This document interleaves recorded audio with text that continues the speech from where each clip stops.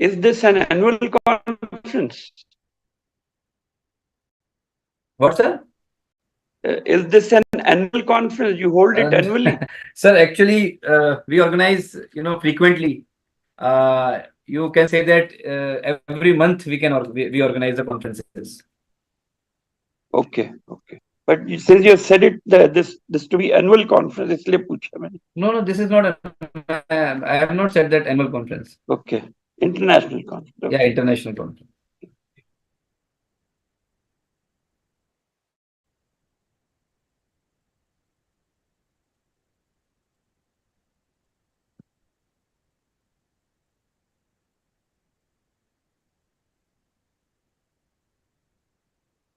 Yes, sir. Mr. Sudhir, sir. Yes. Yeah. Good afternoon. I'm there. Good afternoon, sir. Good afternoon. Good. Yeah. Am I audible well? Yes, sir. And Sud sir has also joined. Sud sir has also joined. Yeah, sir. I've seen him. Yeah. Hello, sir. Great. Hey, great. Yeah. Good. We are just waiting for the chief guest. Sir, Mr. Sudhir, sir. Yeah. Good afternoon. I'm there. Good afternoon, sir. Good afternoon. Good. Yeah. Am I audible well? Yes, sir. And Sud sir has also joined. Sud sir has also joined. Yeah, sir. I've seen him. Yeah. Hello, sir. Great. Hey, great. Yeah. Mr. Sood.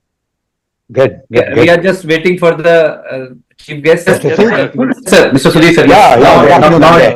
Good afternoon, sir. Good afternoon. Good. Yeah. Am I audible well? Conference? Yes, sir. And Sud sir has also joined. Sud sir has also joined. Yeah, sir. I've seen him. Yeah. Rustamji conference. Rustamji. Hello, sir. Great. I couldn't go. Hey, great. Yeah. Mr. I Sood. couldn't go. Good. We are just There was waiting some for problem the here. chief guest. Mr. Sood. Sir, Mr. Sudhir, sir. Yeah. Good afternoon. I'm there. Good afternoon, sir. Good afternoon. Yeah. Am I audible well? Conference? Yes, sir. And Sud sir has also joined. Sud sir has also joined. Yeah, sir. I've seen him. Yeah. Rustamji conference. I Rustamji. couldn't go. Hello, sir. Great. I couldn't go. Hey, great. Yeah. Mr. Sood. Good afternoon, sir. Good. We are just There was waiting some for problem here. the chief guest. Mr. Sood. Sir, Mr. Sudhir, sir. Yeah. Good afternoon. I'm there. Good afternoon, sir. Good afternoon. Yeah. Am I audible well? Conference? Yes, sir. And Sud sir has also joined. Sud sir has also joined. Yeah, I've sir. seen him. Yeah. Rustamji conference. I Rustamji. couldn't Thank go. you, sir. Thank you. Great. Hey, great. Yeah. Mr. Sood. Afternoon, sir. Good. We are just waiting for the chief guest. Sir, Mr. Sudhir, sir. Yeah. Good afternoon. I'm there. Good afternoon, sir. Good afternoon. Yeah. Am I audible well? Conference? Yes, sir. And Sud sir has also joined. Sud sir has also joined. Yeah, I've sir. seen him. Yeah. Rustamji conference. I Rustamji. couldn't Thank you, go. sir. Thank you. Hey, great. Yeah. Mr. Sood. Afternoon, sir. Good. We are just waiting for the chief guest. Sir, Mr. Sudhir, sir. Yeah. Good afternoon. I'm there. Good afternoon, sir. Good afternoon. Yeah. Am I audible well? Conference? Yes, sir. And Sud sir has also joined. Sud sir has also Yeah, I've joined. seen him. Yeah. Rustamji conference. Rustamji. Thank you, sir. Thank you. Hey, great. Yeah. Mr. Sood. Sir, Good. We are just waiting for the chief guest. Sir, Mr. Sudhir, sir. Yeah. Good afternoon. I'm there. Good afternoon, sir. Good afternoon. Yeah. Am I audible well? Conference? Yes, sir. And Sud sir has also joined. Sud sir has also Yeah, I've joined. seen him. Yeah. Rustamji conference. Rustamji. Thank you, sir. Thank you. Hey, great. Mr. Sood. Sir, Good. We are just waiting for the chief guest. Sir, Mr. Sudhir, sir. Yeah. Good afternoon. I'm there. Good afternoon, sir. Good afternoon. Yeah. Am I audible well? Yes, sir. And Sud sir has also joined. Sud sir has also Yeah, I've joined. seen him. Yeah.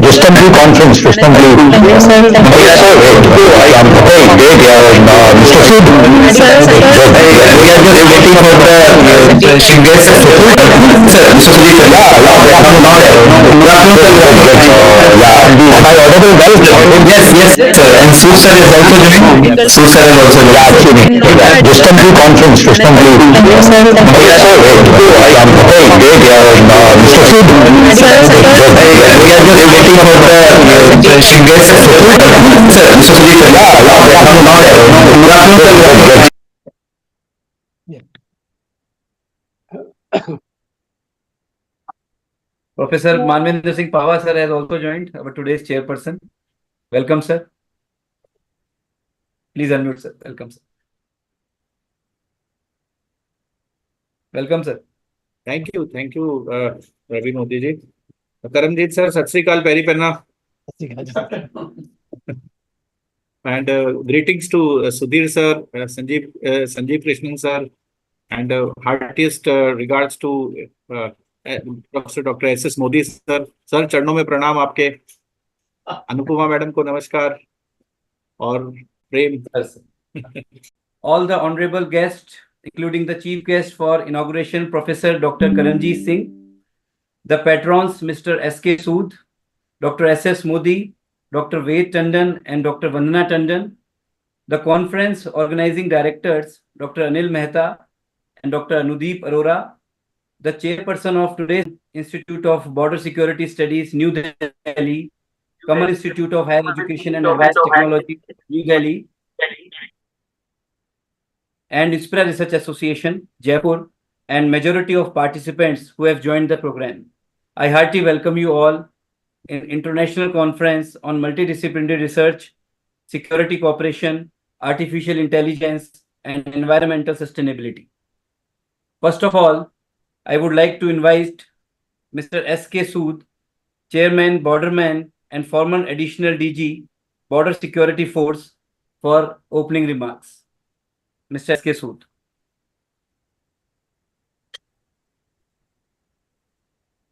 Please unmute Mr. S.K. Sood, sir. Good afternoon, ladies and gentlemen.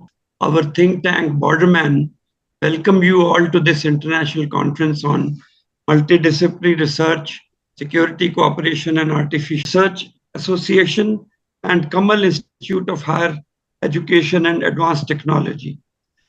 I congratulate Dr. Captain Modi for the initiative taken to organize this important conference, which is extremely important for the academicians and researchers in all fields of studies.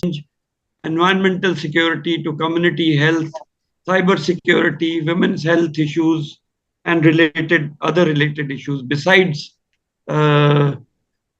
some papers on blockchain technology, artificial intelligence, cyber security, etc. I'm sure that the participants will benefit immensely from the wide range of discussions that are likely to happen over the next 2 days and the range of knowledge. I've been a borderman for over 38 years. And at the borders, I've had to face various kinds of threat, which included both military threats from the interdiction by the counterpart. I would prefer to call them counterpart because we have to operate them.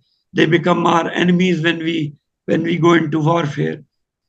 The interdiction caused by our counterparts, then non-military threats like the threat to the sanctity of the international border, threat from across the border of infiltration by militants and terrorists, threat of smuggling, threat of trans-border crimes. All these we have had to face.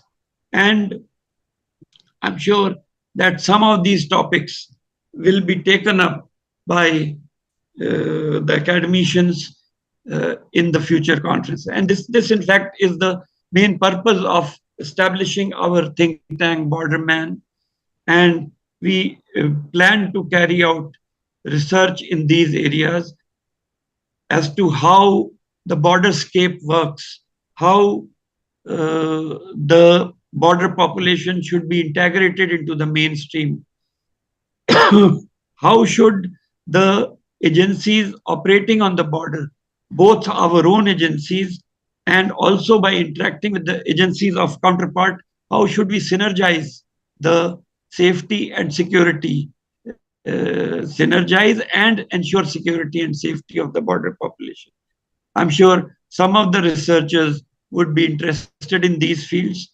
We invite them to intern at our think tank and be part of us, and let us spread awareness about our borders and how the border guarding forces operate along the border to the masses.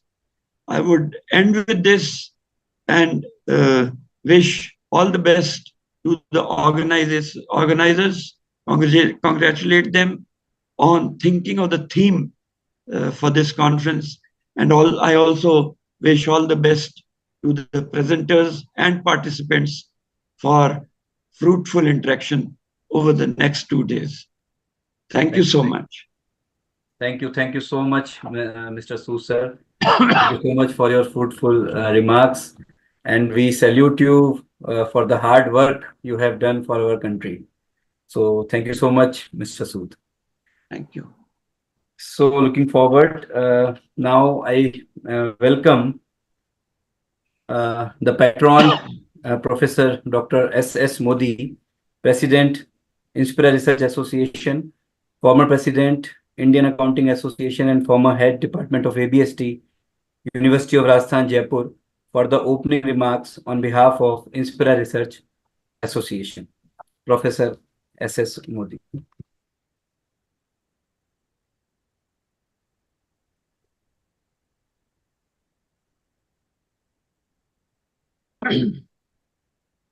Thank you, Dr. Ravikant. Good evening, dear one and all.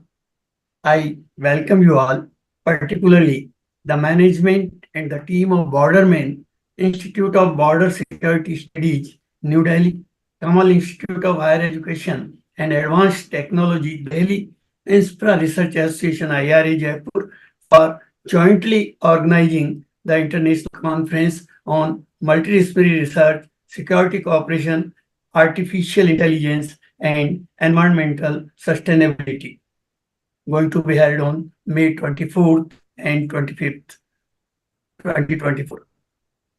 I heartily welcome today's chief guest, my friend, Honorable Professor Dr. Academician and Administrator for inauguration of the conference. I also feel pleasure to heartily welcome of Chairperson of the today's session, Professor Dr. Manvinder Singh Pahwa from Sagar MP, and keynote speakers, Mr. Dhananjay Tripathi, Dr. Nicolina, and Mr. Sudhir Gaurier. I also welcome to all the guests, entire teams of organizing committee of Borderman, Institute of Border Security Studies, New Delhi, Kamal Institute of Higher Education and Advanced Technology, Delhi, IRA, and learned participants from all over the country and abroad to give their best and enrich their academic strength in the conference. Without them, such conferences can't be successful. The Inspira Research Association-IRA, Jaipur, is a registered leading organization of academicians, professionals, and researchers for research development and advancements established in 2011. The association regularly arranges to make available to its members 6 peer-reviewed refereed international and national journals with high impact factor and DOI of cross-ref and indexed at various prestigious international organizations quarterly published by Inspira Publications, Jaipur, Delhi. The association IRA also regularly arranges to make available to its members number of reference books with ISBN in the fields of commerce, management, economics, public administration, technology, social science, computer science, political science, education, and IT, etc., published by Inspira Publications, Ash Sharda Global Research Publications, Reliance Global Research Foundation, and MGM Publishing House, Jaipur, Delhi.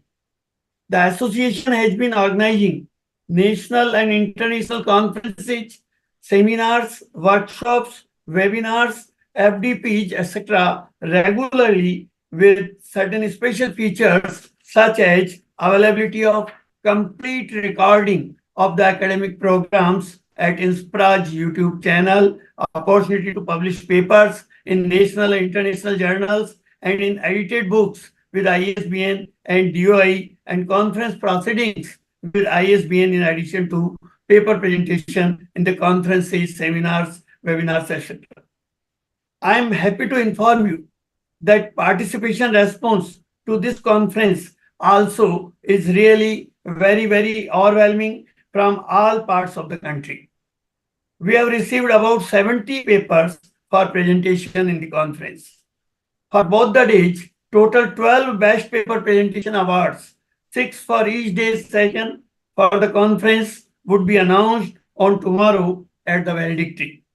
The main theme of the conference is based on International Conference on Multidisciplinary Research, security cooperation, artificial intelligence, and environmental sustainability. To discuss upon all important issues about the main theme of the conference, there would be two technical sessions. On today, first technical session would be on multidisciplinary research in commerce, management, artificial intelligence, and security cooperation. And the second technical session on tomorrow would be on multidisciplinary research in social sciences and environmental sustainability. I hope you all would enrich and gain a lot from this international multidisciplinary conference. Thanks. Jai Hind.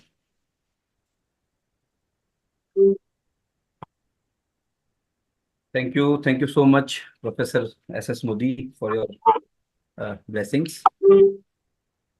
So now it's time to invite our today's chief guest, a great academician and administrator, Professor Dr. Karamjit Singh, founding Vice Chancellor, Jagat Guru Nanak Dev, Punjab State Open University, Patiala, Punjab. Professor Dr. Karamjit Singh has been Professor of Finance and Strategic Management in University Business School, Punjab University, Chandigarh, with total teaching experience and research experience of 36 years.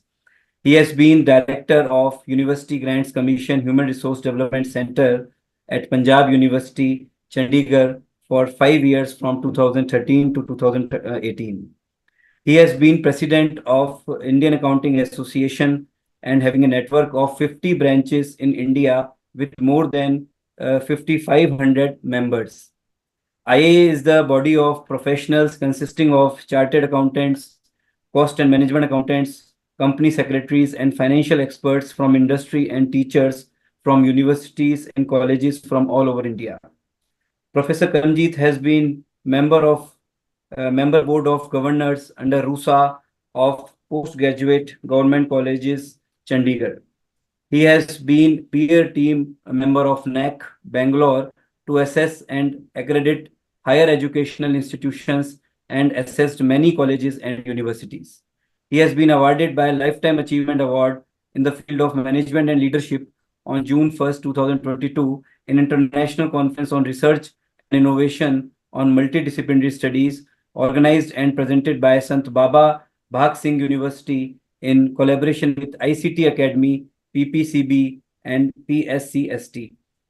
He has visited various countries like USA, UK, Canada, and Taiwan for various international academic assignments. So it is our pleasure and honor to invite and welcome Professor Karamjit Singh for the inaugural address. Professor Karamjit Singh, welcome, sir. Thank you, Ravi. Thank you. In fact, I must congratulate Professor Ravikant to organize this, such a wonderful gathering of people. 2 days multidisciplinary research in commerce, management, artificial intelligence, and security cooperation.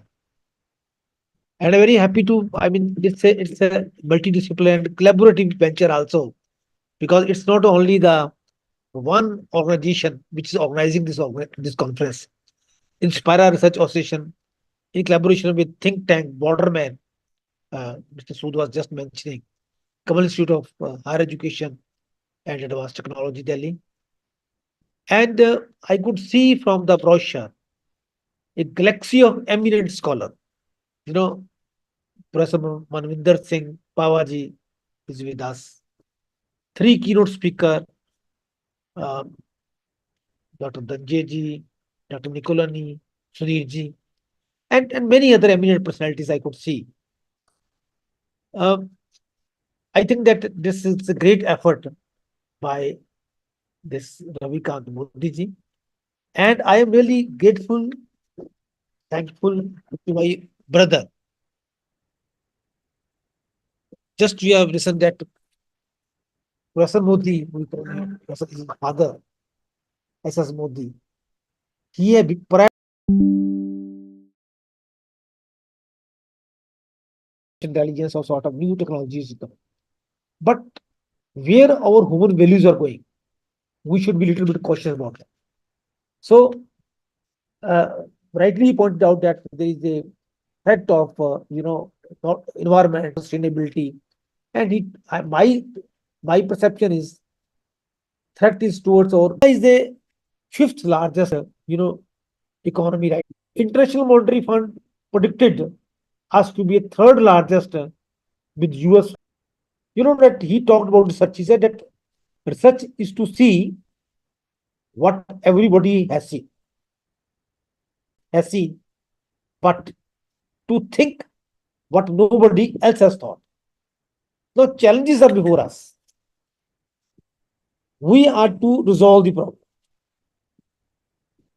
I am very happy to note that 31 such papers is a very substantial number is being presented in the first day. There are another maybe same number maybe in the second day also. So much paper.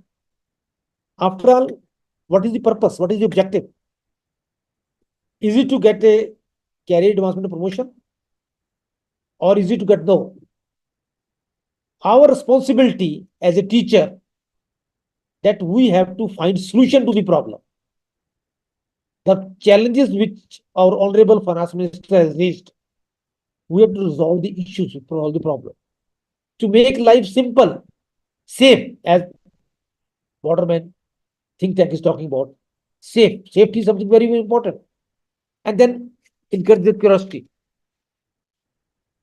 Nowadays, interdisciplinary concept is very important because to solve the complex problem, you are not to approach the things in one way, but we are to approach the things in multiple manners.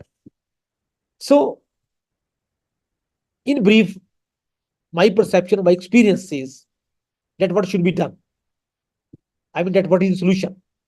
Challenges we know.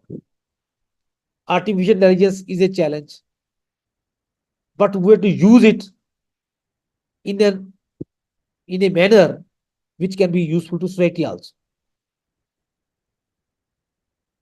I'm just giving you for the researcher particularly 4 or 5 points which we should focus, we should think during this conference also and later on also, and make some research that what should be done. First is that my advice to all the budding researchers, one has to adopt technology. Technology is something is increasing at a very fast. Now we are talking about generative artificial intelligence. If you have to write a paper, you just give a content, object, and synopsis, and they come out with a good paper also. Now, question is that what we are required, where machine stops, right? Our purpose is to analyze the things. How we can do that way? This is one. Now, research should be focused on 2 things. One, that we should act as a watchdog. When we talk about watchdog, it means that we should see that what is the impact of different policies, what is the impact of different things which governments comes. I mean that any policy is there. What is the impact of that? So capturing impact is the work of the researcher, and it has to be multidisciplinary because there is no one angle by which you can approach the things. Number one is acting as a watchdog, and secondly, you need to be creative, innovative to solve the problem. This is second. I mean that what type of research is required. Then we need to make education or discussion, sort of discussion, in whatever forum we are doing. It should, because nowadays students are not willing to come to the college, to the universities, because Google, everything you can get for the Google. So why should come to the college? Why should they come to the university? So we need to make education interesting, relevant, and practical. Unless and until useful is there, nobody is going to come here. So my take is that whether we are individual as a teacher or as an institution, we are heading the institution also, we need to expand our horizon, keep an eye on quality, and ensures relevance as far as time is concerned. So what I want to, I will not take much time, but I want to conclude this thing that the way things are moving on, it is very, very interesting also. One example story which I want to share with the students, particularly, you see that how the things are moving. Shah Rukh Khan is an actor, and everybody knows about the Cadbury company campaign. So Cadbury, what they have done it. You see beautiful things which they are coming up with nowadays, because they have created the free ads sort of thing. Suppose voices of Shah Rukh Khan, generative artificial intelligence can be used in different direction also. I mean that marketing, the way we market things, the way we brand ourselves, our products is going to change a lot. So I will not go into detail of the Cadbury campaign, but it's very interesting that voice of with the help of GPA, a small trader can add a particular product is there in his store. We say I am staying in Patiala. In Patiala, this locality, particularly customized sort of thing is there. So when that particular shop, small traders can use that advertisement. Only advertisement is to made once. Anyhow, there is a lot many controversies are going on. In today's newspaper also there was a controversy that how the generative artificial intelligence is misused by, I mean, voice. They have come out with the voice. So my only point is that this type of conference is very good, but at the end of the day, when we after the seminar, what we carry to our places, how can we improve ourselves, right? That is more important. With these words, I once again congratulate, I mean, that Ravikant for organizing this conference and inviting me to this very conference. Thank you very much. Thank you. Thank you so much, Professor Karamjit Singh sir, for sparing the valuable time and delivering the excellent, wonderful and informative inaugural speech, sir. Thank you so much, Professor Karamjit sir, once again, sir. Thank you so much. So now I welcome the chairperson of today's technical session, Professor Dr. Manvinder Singh Pahwa. Professor Pahwa is presently working as Professor Department of Commerce, Dr. Hari Singh Gaud Vishwavidyalaya, Central University, Sagar, MP. Professor Pahwa, an alumnus of IIM Ahmedabad, is an eminent academician with a rich experience of 22 years, which is a rare blend of academia, industry, corporate consultancy, and research. Besides his graduation, post-graduation, and PhD, Professor Pahwa is a qualified company secretary and has also attained gold medal in LLM and MBA. Dr. Pahwa has delivered more than 100 special courses and faculty development programs for a number of government and private institutions, including AICTE, ICSSR, and UGC, HRDC refresher course orientation programs throughout the country. He has participated at numerous national and international conferences, chaired the sessions in India and abroad, and his 70, I think it increases now because we have this sir's old resume. So his 70 research papers are published in referred national and international journals, and around, 10 to 15 scholars have already been awarded PhD under his guidance. So it is my honor to invite and welcome Professor Dr. Manvinder Singh Pahwa for his chairperson's address. Professor Pahwa, sir. Please. Thank you so much, Raviji. I hope I am audible there. Yes, sir. Thank you so much. Thank you so much. And thanks for reading my CV over here. And this is nothing before the eminent people who are present over here as a keynote speaker. And let me just start. I have something to say, and then because I have many things to say afterwards as a chairperson. So, but I will start with a little bit of thing. Honorable, respected Karamjit sir, Vice Chancellor of Jagat Guru Nanak Dev University, Open University of State of Punjab, respected Professor Dr. S.S. Modi sir, who has always been mentor to many people like me. And the people, those who are present over here, uh, Mr. Dhananjay Tripathi ji, uh, Dr. Nicolina, and Mr. Sudhir, who will be the keynote speakers, particularly for this. And Dhananjay sir has joined South Asian University in the capacity of international affairs, I suppose. So this is, I think, our first interaction. But yes, I have heard your name before also. So, and Nicolina ji has also joined us. She is from Dubai, I suppose. Yeah.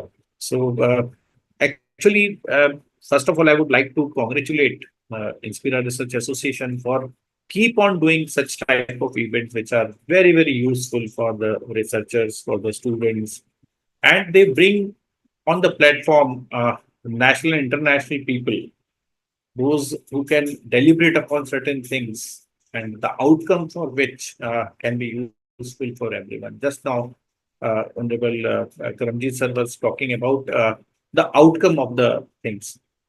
There are many conferences which happen, but this particular conference, which I have been attending since last 4 or 5 years, one or the other way, has actually concludes with some outcome, some research ideas with the students with which they enhance their practices.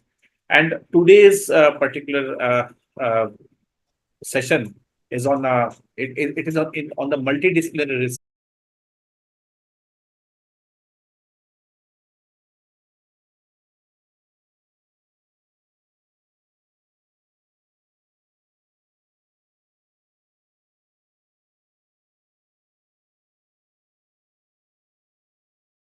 Employment impact has also been there because the way the pace with which the things have changed, the developing countries are not able to pick up, and so there is a lot of job displacements and there is an inequality rather. So from the point of view of security cooperation also, if we see it, if we merge it, if we club it from the with AI, or we can say if we come up with the cyber security, so there are issues related to the challenges which are related to cyber security and the data privacy also, which the countries also have to sit together and have to resolve certain things regarding this. So one or the other way, if we see, there are various issues in the various areas which have to be addressed. And because we have our 3 keynote speakers waiting for their chance to just, go with the things. So I will just, because my job today has not been assigned to me to speak more. Rather, I would be speaking more when the people will be presenting. So I will be stopping myself over here. But yes, lot of data is there. Lot of work is to be done. And there are a lot of challenges which needs to be addressed, because when we are coming up with certain things which are new, definitely there are challenges which are faced by various aspects, various stakeholders of the society as such. So from those point of views, if we try to try to address the things, so the researches can be enhanced, the researches can be done in keeping in view all those things. So I will just stop over here and will hand it over to Ravi Modi ji for taking the things further. Nicolina ji is also there, and Mr. Sudhir and Mr. Dhananjay Tripathi ji is from industry, I suppose, will be able to more justify the things rather than. Thank you so much, and for providing me this opportunity to be with this particular conference and having me over here as a chairperson of this session. Thank you so much, and seeking blessings from Professor S.S. Modi sir also. Thank you. Thank you. Thank you so much. Thank you so much, Professor Pava sir, for the wonderful chairperson's address, which covered all the topics of today's theme. So thank you so much, Professor Pava, as always. And now it's time for the eminent keynote speakers. So I would like to welcome our first eminent keynote speaker, Mr. Dr. Professor Dhananjay Tripathi from New Delhi. Professor Dhananjay Tripathi is Chairperson and Associate Professor, Senior Grade at the Department of International Relations, South Asian University, New Delhi, India. His research interest includes regional integration process, South Asian politics, border studies, and international political economy. His recent publications are Reimagining Border Studies in South Asia in 2020 with Routledge publication, co-edited South Asia Boundaries, Borders and Beyond in 2022, and Afghanistan post 2014 Power Configuration and Evolving Trajectories in 2016 with Routledge publication. And he has authored book Development Role of European Union in South Asia in 2011 with which publication. Professor Dhananjay Tripathi has also contributed in edited volumes and published in peer-reviewed journals, including Journal of Borderland Studies, Economic and Political Weekly, International Studies, Alternatives, Eurasia Border Review, Quarterly of International Sociology, USI Journal, etc. He is also the co-editor of a special issue of the Journal of Borderland Studies on South Asia, Boundaries, Borders, and Beyond. He is also the editorial board member of prestigious international journal, Journal of Borderland Studies, Taylor and Francis. Alternatives are Global, Local, Politicals with Sage Publications, E-Studios, Frontiers with REF, Open Access, and Big Review from University of Victoria. He is also co-applicant in the successful 21st Century Borders Partnership Grant awarded by Social Science and Humanities Research Council, Canada. He also delivered lectures at prestigious institutions like National Defense College, National Center for Good Governance, Foreign Service Institute, and National Academy of Direct Taxes, etc. His brief write-ups are published in major national newspapers, including The Hindu, Tribune Daily, Excelsior, Telangana Today, India Narratives, Prabhat Khabar, and Dainik Bhaskar. So, such a rich CV of Professor Dhananjay Tripathi, and there are many more things to say, but I think this says all. So it is our pleasure to have Mr. Dhananjay Tripathi with us as a keynote speaker. So I welcome, sir, Professor Dhananjay Tripathi. Thank you, Ravi. Thank you, sir. Thank you. First of all, I must congratulate the organizers and also expressing my gratitude for giving me this opportunity to be a part of such a, such a panel where we have people who have much more experience than me on the subject.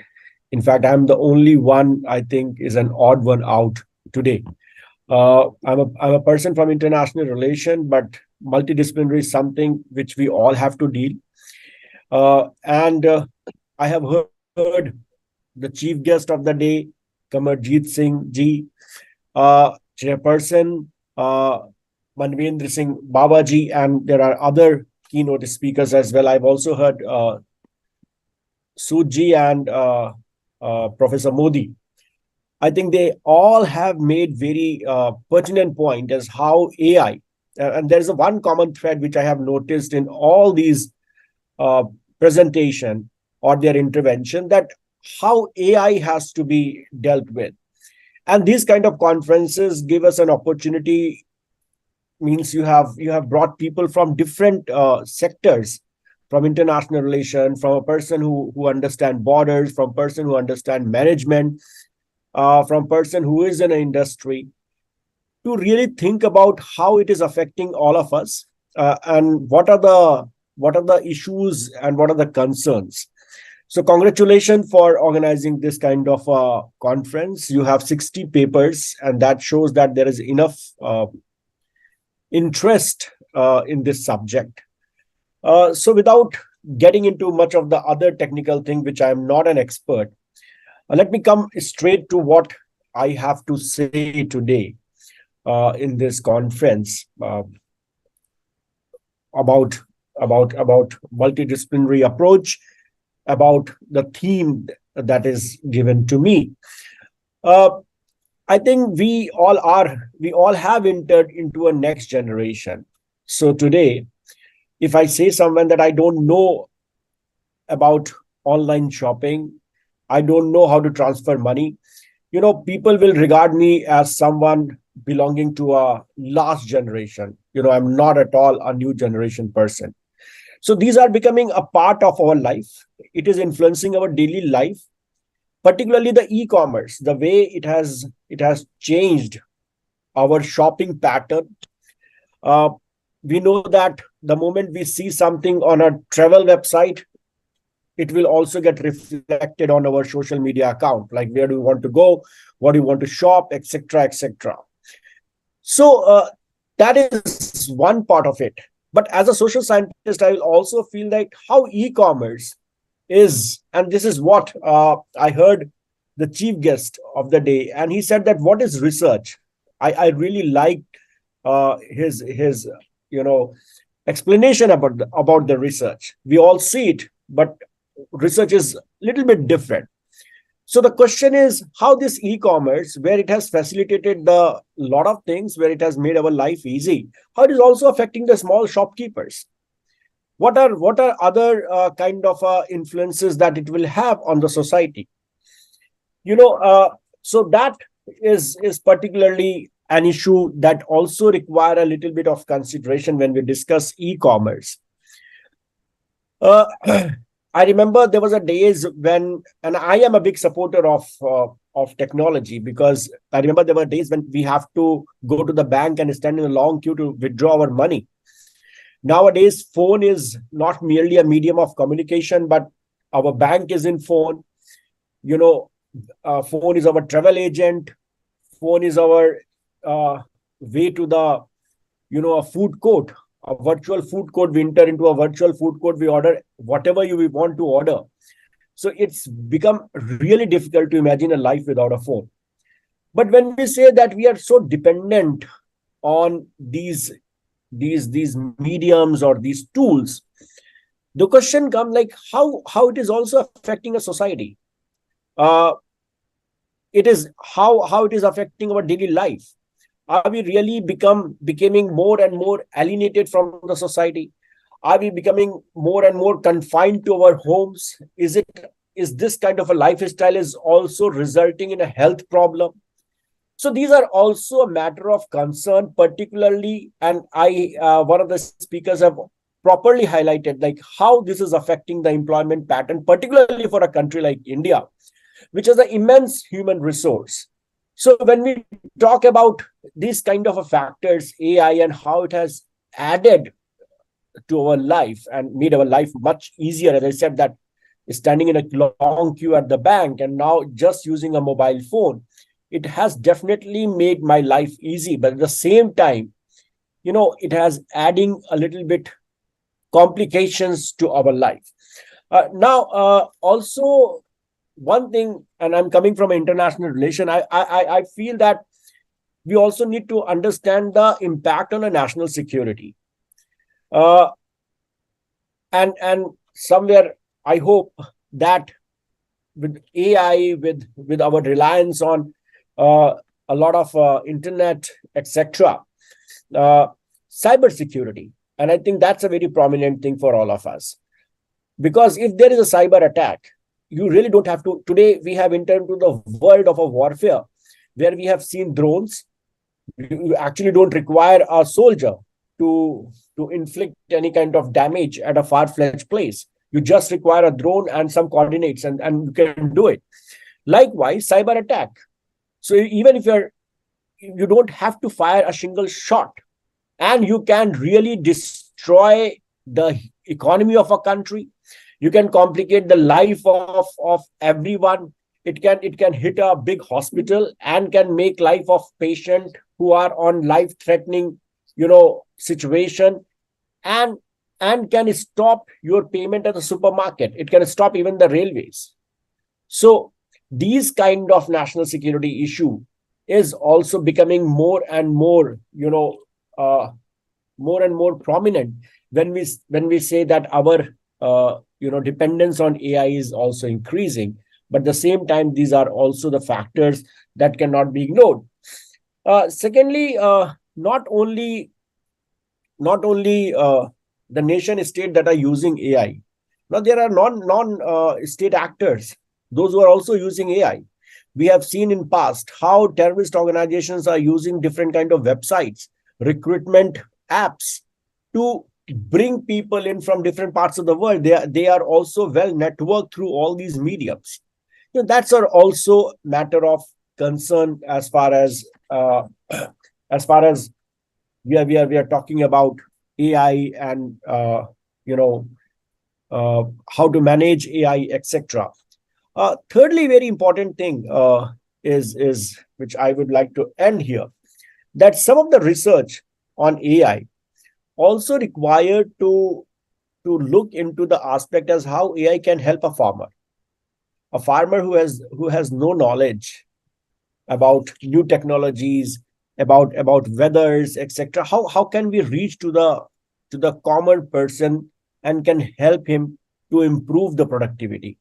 How AI can also help different other people of the society who are vulnerable, who have no idea about how to operate in this complicated system. So can we reach to them? Also in a social science, it is becoming a very big question, the ethical question, that our paper might get generated from AI. So the future question is, what kind of knowledge, what kind of reform is required in an educational institute, particularly in the context of India? Are we thinking about it?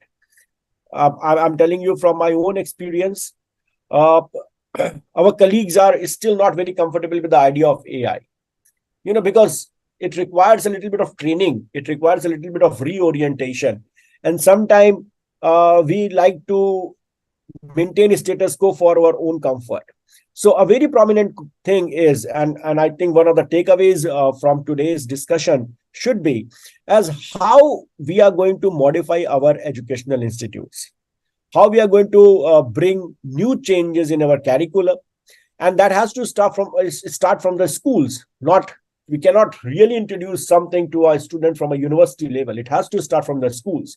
So it requires, for a country like huge population like India, it requires a lot of transformation in educational institute, starting from a school to the universities to different colleges, etc., etc. So I'd like to stop here, and definitely I'd like to listen to other keynote speakers of the day to understand as how they are looking at it. But for me, it's a generational shift. We have to be ready. We have to look at the concerns. We have to look at the advantages, and we also have to come up with a policy to reorient a lot of things from basics to top to actually match and work with this kind of new technology that is coming up and also shaping our lives. Thank you very much. Thank you so much, Professor Dhananjay Tripathi sir. It was really wonderful speech, wonderful keynote speech, and insightful keynote address. Thank you so much. Professor Anil Mehta sir is also here, our Vice President of Inspira Research Association. Professor Mehta sir. Yeah. Sir, we would like to hear you also. Just a minute, sir. Just a minute.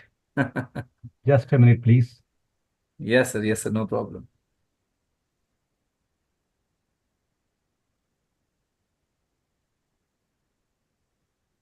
So, sir.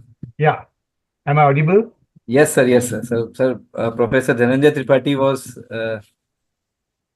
the keynote speaker. Yeah. Our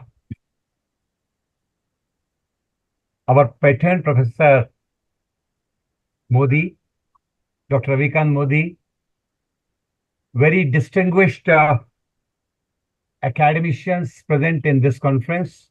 Our chief guest, chairperson of the session, Professor Pava, our learned keynote speakers,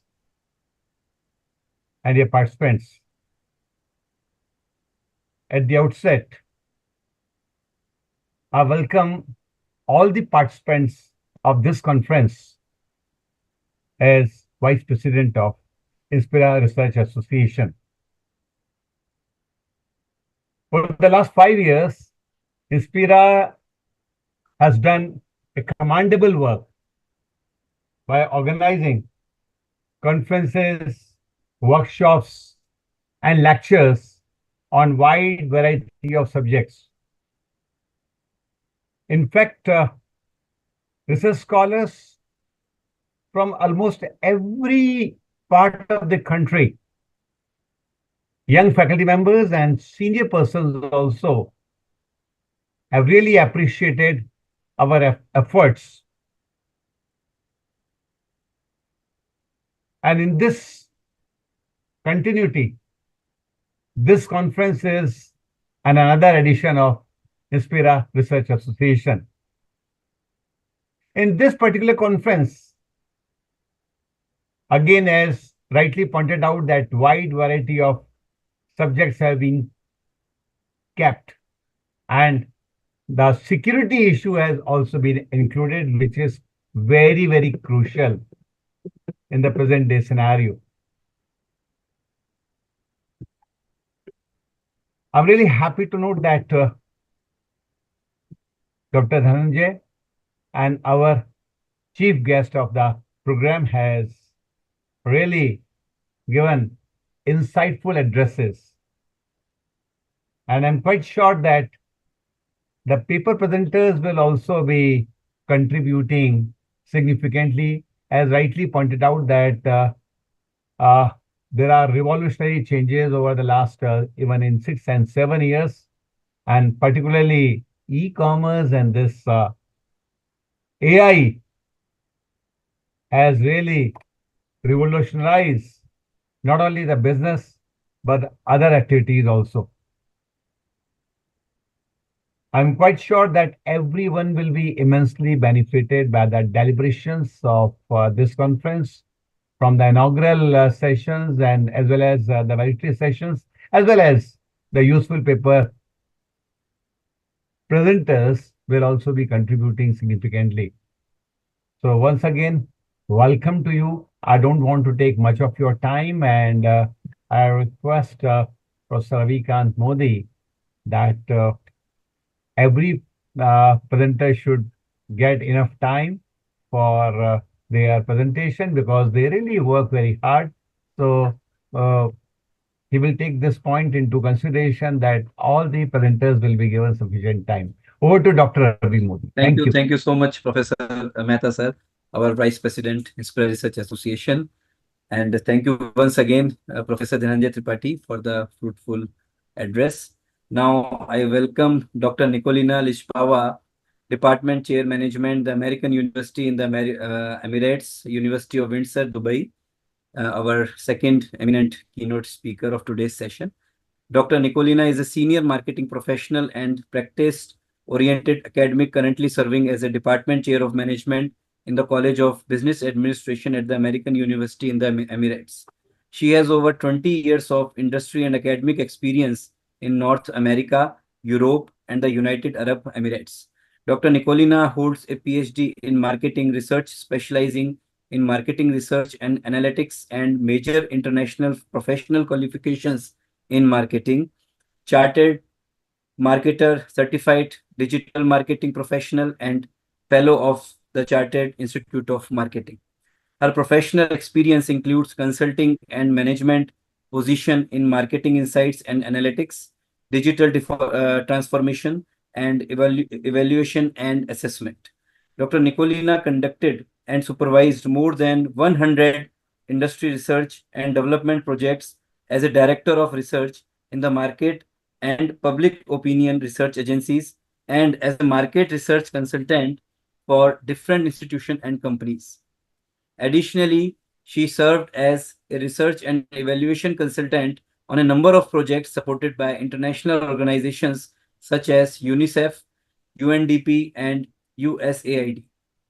She is the author of more than 60 peer-reviewed research publications and holder of various academic and research awards.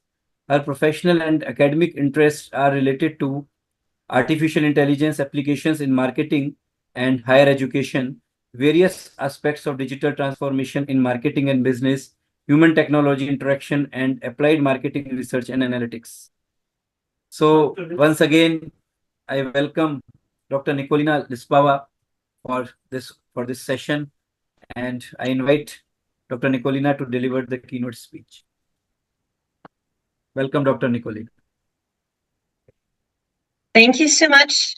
Thank you so much, Dr. Modi. And it's really my pleasure to be with you today. And thank you so much for the invitation. From my side, I always love participating in interdisciplinary and multidisciplinary conferences, because I think this is the best way and the best place how we can all learn from each other. So I think that's the best thing for everyone participating in a conference.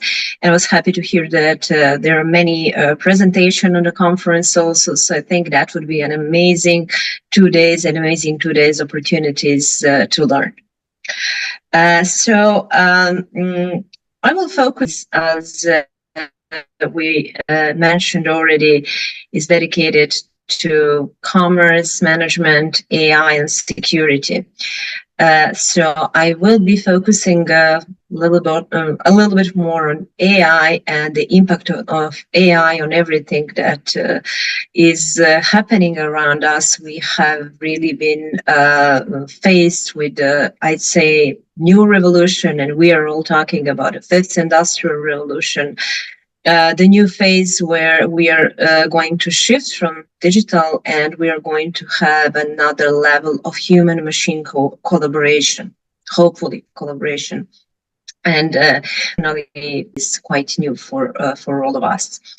And as Elon Musk said, you probably know this, you heard this many times, but always good to remind ourselves. He said that AI might be the best thing or the worst thing that ever happened to the humanity. I think as educators,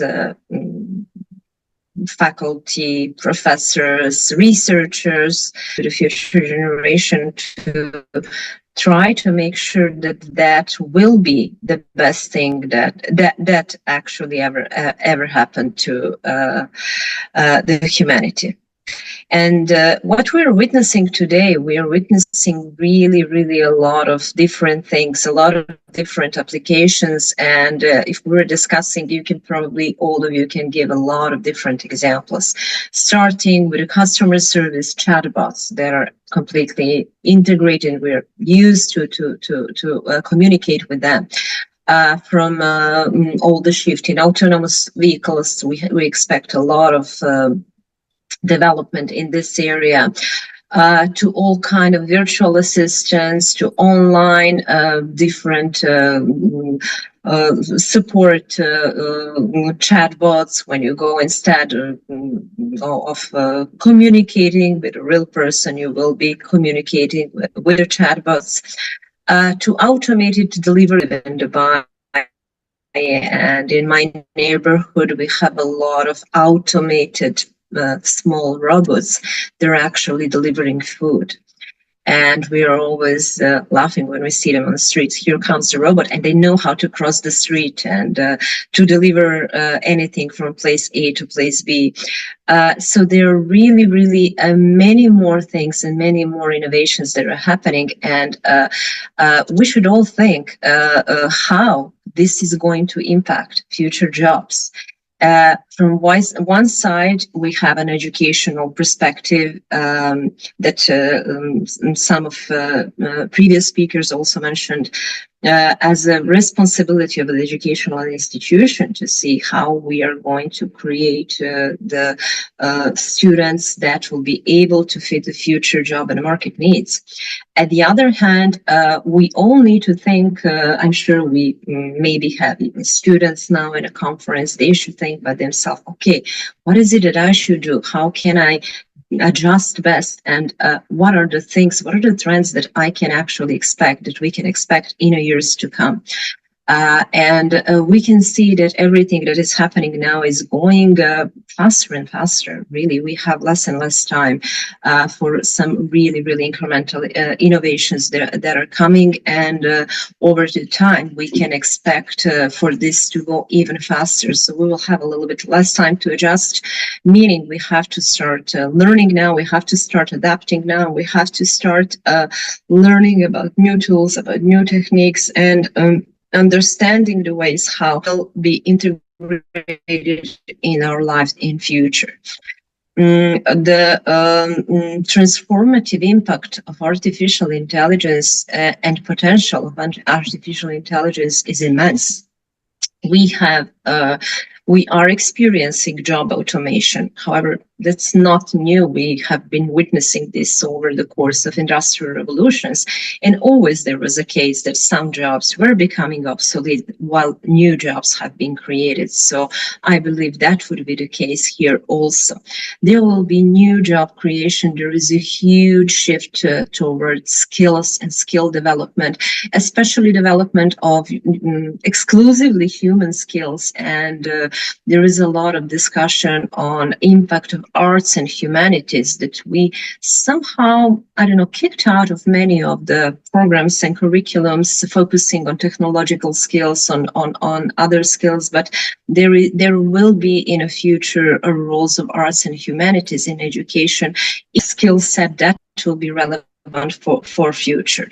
We have a lot of emerging industries and new areas that are developing more and more, starting from, as also previous speakers mentioned, sustainable development, which is a really, really important topic now, to the immense developments that are happening in biotechnology, in genomics, in genetic engineering, and healthcare in general.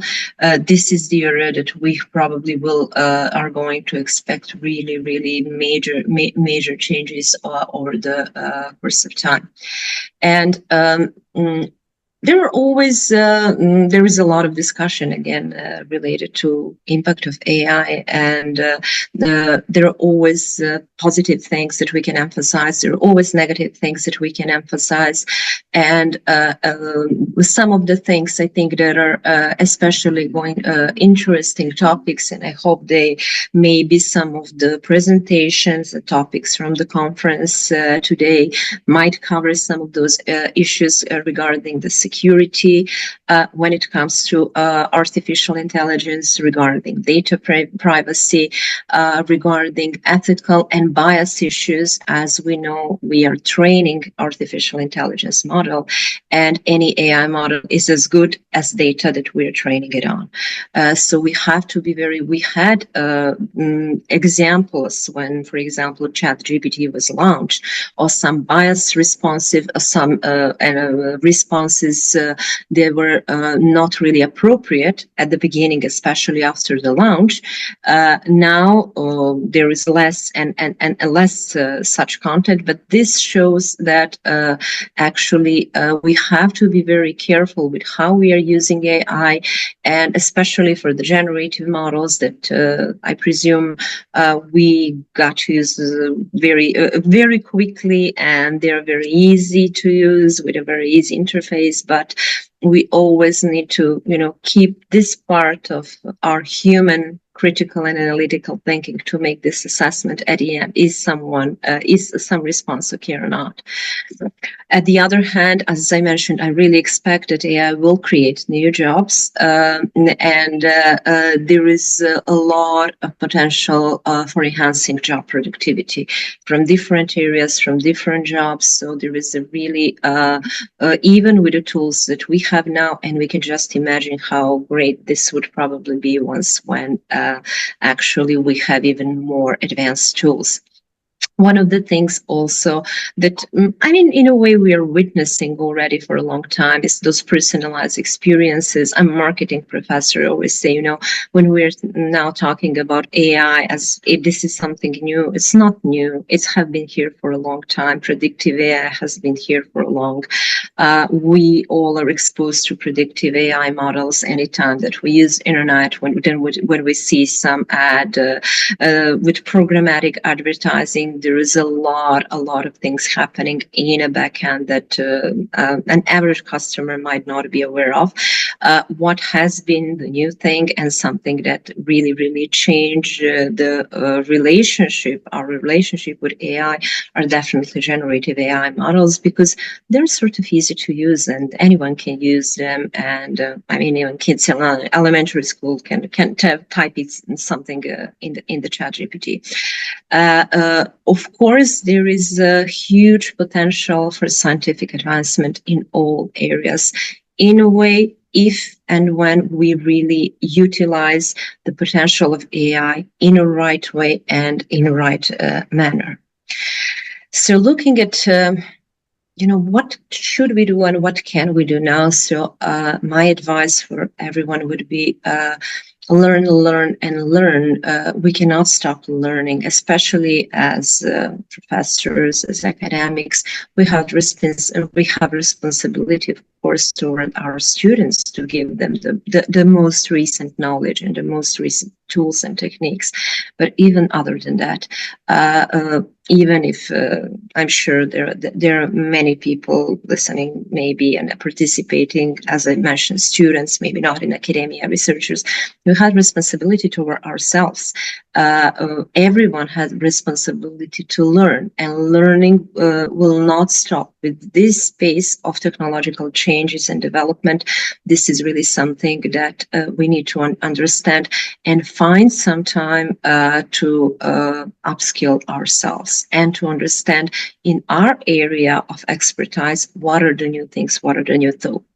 Now, one thing that we can, when it's obvious that we are going toward, and we can already see that is human AI collaboration, human machine collaboration. And we already have so many, again, AI tools integrated in everyday life. For example, maybe many of you have Alexa at home.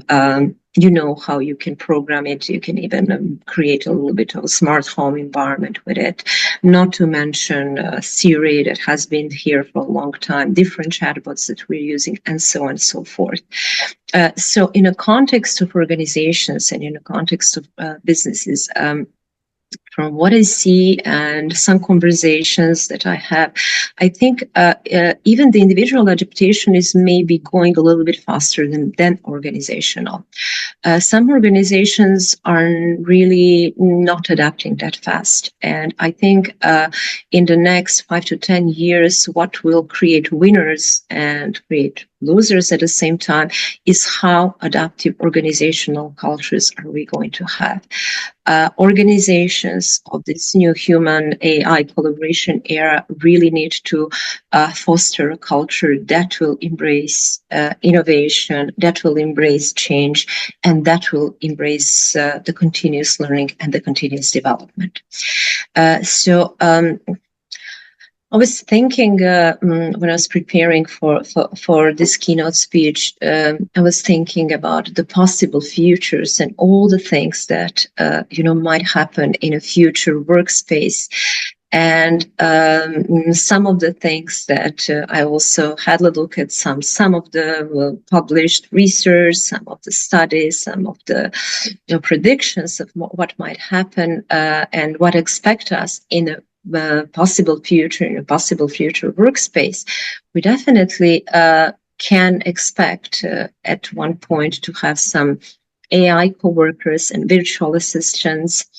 There is a possibility of having the personalized work experiences that will be tailored toward really individual capabilities. So if there is one area that you're really excelling with, you're going to get maybe more of these tasks, while in the other area, it might be delegated to someone else who is better in this task, increasing and improving organizational productivity in such a way. Definitely, after the pandemic, we are witnessing a trend of increased remote and hybrid work options. And we're also witnessing this as we are looking at our lovely Gen Z that is now at the universities, and they will be graduating soon. And they have Generation Z, really, they have a strong preference for hybrid and remote work options. So we will see how all of this is going to be, but we might shift into some other model of work where we don't have the 8-hour 9 to 5 working hours. Another thing that is also very interesting and futuristic with the development of VR and AR technologies, we might even expect to have some immersive meetings, immersive conferences. So maybe this year we are all sitting here on Zoom, but when we meet together in 3 or 4 years, we will all be having some, virtual reality glasses. Was not using artificial intelligence and technology that much as before, like maybe legal work, or again, there is a lot of utilization in medical, or maybe financial planning. Many other areas will witness and be impacted by AI. So to bring the keynote speech to end, I just wanted to add with a note, what should we do and how we should prepare ourselves to be able to thrive in future job market, and at the same time, how we should prepare our students to be able to thrive in future job market. All the traditional skills, they're definitely going to be relevant in the years to come.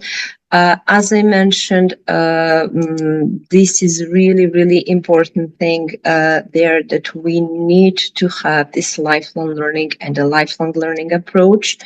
This is one of the things, and definitely we need to try to develop and to nurture the growth mindset.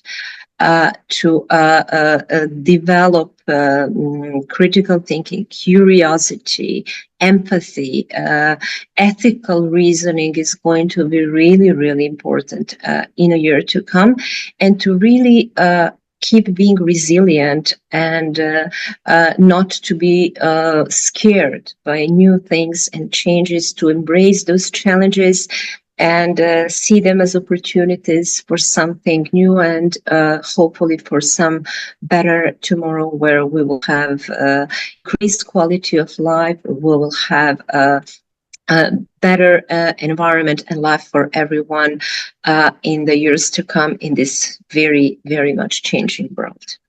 So thank you all for inviting me again. It was really, really a pleasure to deliver a keynote speech. Thank you so much.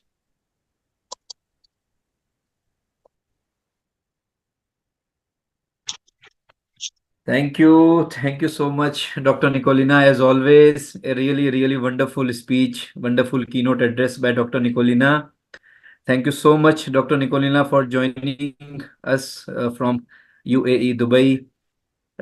Thank you so much for sparing your valuable time for us. Thank you. Thank you. So now I welcome our third eminent keynote speaker, Mr. Sudhir Gaurier, presently strategic advisor of Reliance Jio. Mr. Sudhir Gaurier is a voluntarily retired police officer with 48 years of glorious and active service with the Government of India and commercial organizations of repute. He is a rare blend of uniform services, security, intelligence, liaison, and corporate security.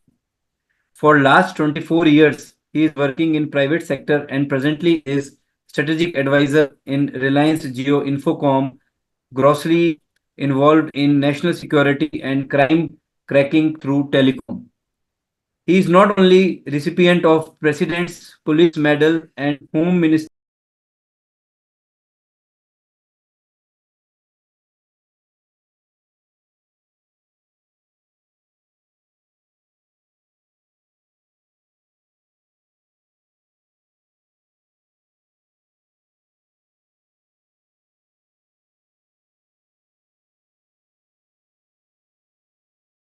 and BW Security World in 2021.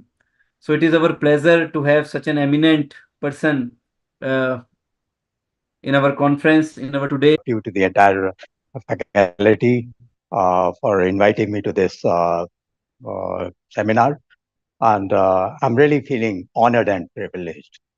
My only concern is that after listening to Dr. Nicolima, I'm wondering, will you all be able to digest my gruntling voice and maybe physical threat?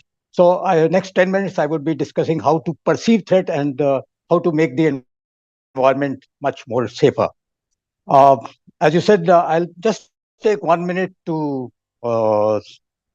to make you understand where I'm coming from during these next 10 minutes, as my total career has been involved in national security, and in last 20 years, I'm cracking crimes and solving number of intelligence issues through telecom. Right now, I'm working with Reliance Jio, of course. My talk would be totally based upon my experience of last 48 years. And whatever I'm going to say, you may not find it anywhere in Google or any other platform. Before I go into the how to perceive things and mitigate the coming threats, I would tell you in one line about what is threat quotient. Whenever there is a threat, you divide the threat with the controls that you have put.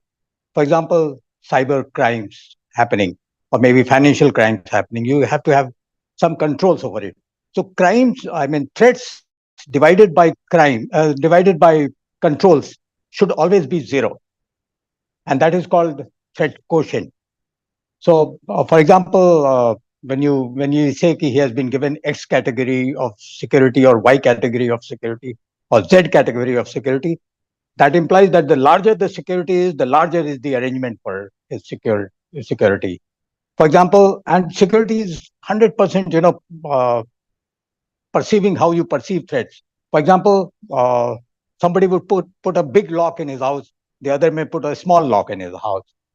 So, as I said, I would be now discussing how I have perceived threats in my career. I'll give you one or two, three examples, which is very relevant to how to perceive threats so that you can mitigate all the coming dangers to you. I will take you to 1985-86 while I was in SPG, and Mr. Rajiv Gandhi was the Prime Minister. I was sent abroad to do a training, and during the training, one of the days, the director called me and said, "There's a threat to Indian Prime Minister from Mr. Rajiv Gandhi." So I said, "What shit you're talking?" He said, "No, there is a threat. I'll convince you. There's a threat to Indian Prime Minister from Rajiv Gandhi," when Rajiv Gandhi himself was the Prime Minister. So anyway, I was wondering, but he convinced me. He said, "Your Mr. Rajiv Gandhi goes and sits into the co-pilot's seat, because once upon a time he was a pilot, and he distracts the attention of the pilot, thereby causing a threat to the Indian Prime Minister, thereby destabilizing the equilibrium in the South Asian region of the world."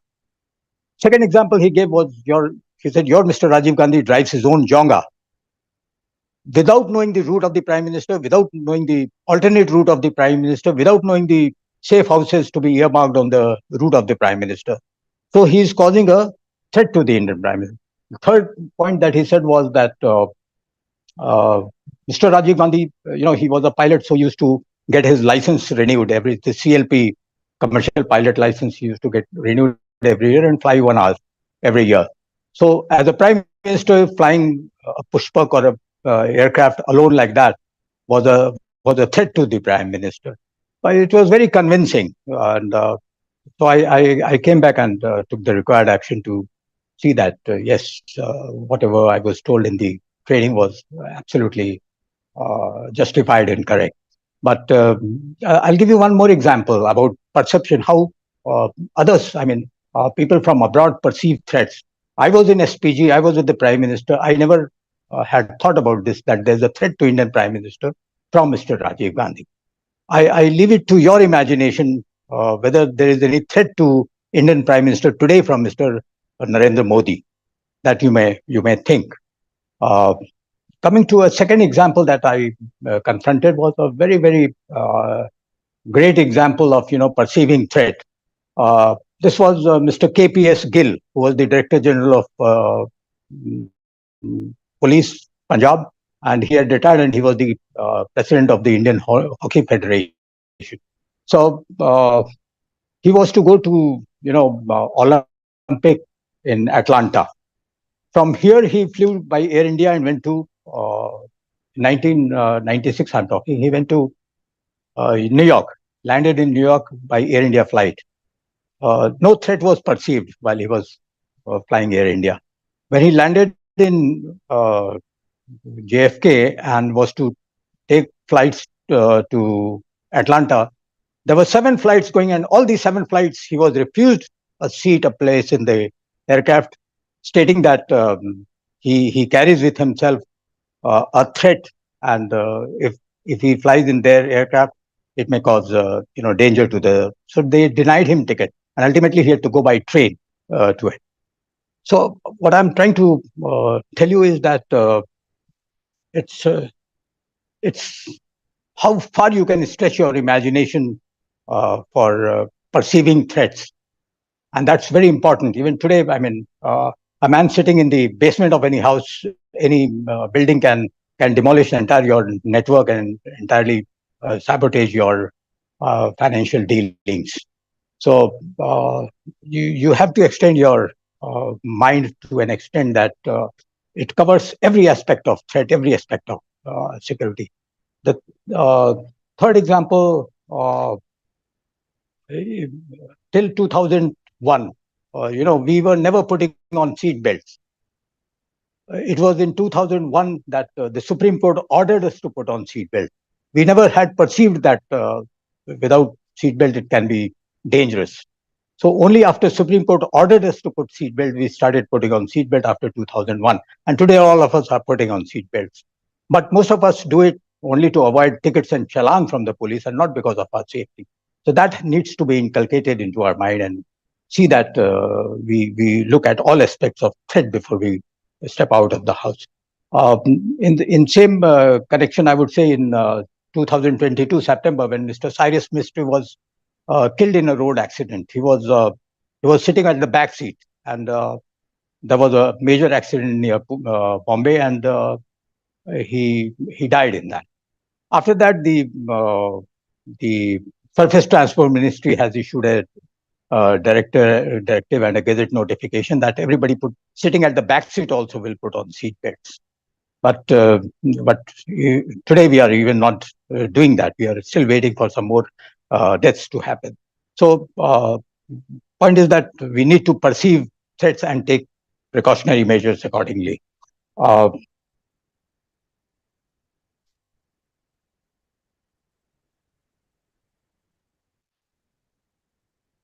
No, having seen killing of Mrs. Indira Gandhi, assassination of Rajiv Gandhi, and so many assassinations, killing happening across the world, I perceive everything, everybody, every human being as a human bomb.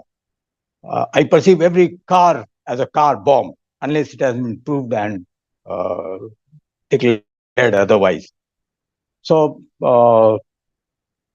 perceiving threat is most important for planning any security operation, any security this thing. And as all of you have been talking since beginning, that AI and the cyber crime are the future of all the nefarious designs of the criminals and the anti-socials. That's very, very, very imminent, and we have to take all kind of precautions to see that we cover all kind of aspect of threat. However, I feel with my experience that the whatever we have to do, we have to do it continuously. Whereas a militant or a criminal or a antisocial has to plan for only 1 second of doing it. So he will always have the upper hand, upper edge of executing his nefarious design. Whereas we, as a police, as a citizen, we have to be cautious every minute of our life. Whereas they have to just plan for 1 second, so they are always going to be ahead ahead from the police. That's what the principles of criminology also says, that the criminals are always going to be ahead in some way or the other. They will always discover some kind of new design to demolish whatever we plan. So our perception of security has to be very, very meticulous, very minute, very precision, so that we cover all aspects of. That was all by and large I wanted to inculcate a kind of awareness of covering every aspect of nefarious design to plan our daily going and our daily protection. Thank you very much. Thank you for giving me this opportunity. I'm really honored, and this has been a really good interaction. Thank you very much.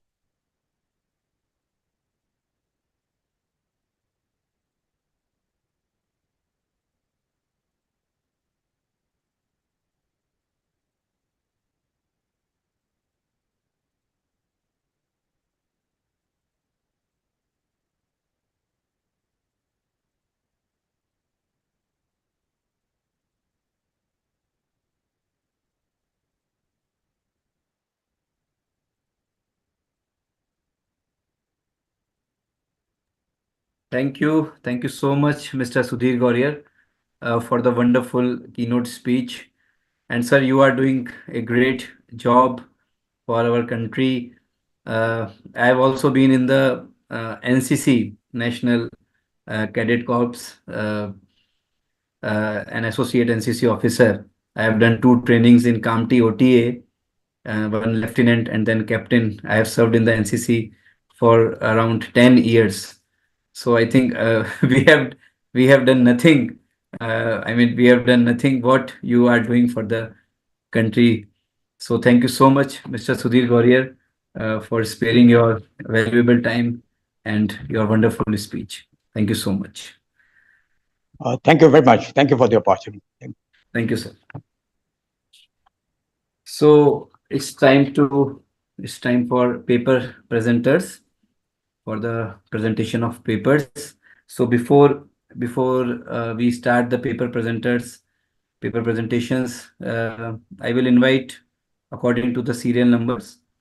So and I request every presenter to please write down your serial number in the chat box so that I can easily recognize you. And please be sure that you have to keep your video on while presentation.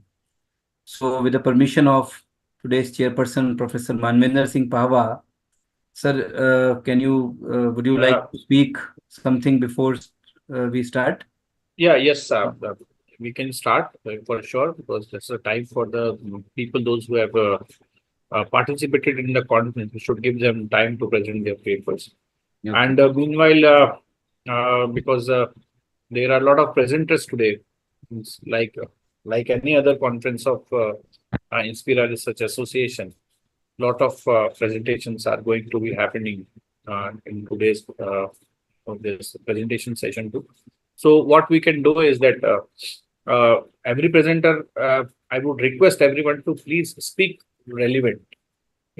Relevant means when we are talking about the paper, then means a little bit short of introduction and then more elaborate, particularly on the objectives and how they have fulfilled the objectives.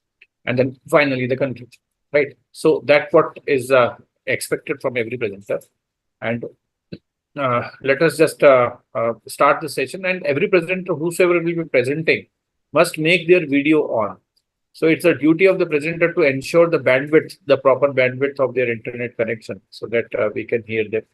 And accordingly, the evaluation will be done particularly. for each and every presentation which is going on.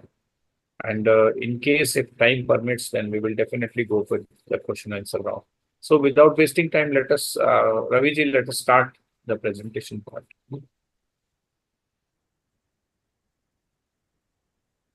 Thank you, sir. And I request every presenter to please keep your video on so that I can recognize. So the first is serial number 2, Mr. Abhimanyu Singh Kulari from KN Modi University. Mr. Abhimanyu Singh, please unmute. Hello, hi everyone. I'm a Master's of Technology student in Dr. KN Modi University, and I am presenting for the ethical and legal implications of k-anonymity.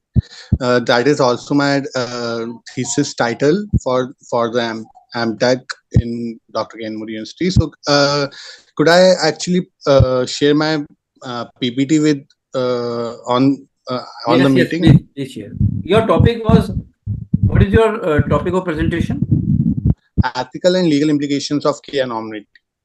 Yeah. Okay. Enhancing privacy in big data. I think this is your topic. Yes.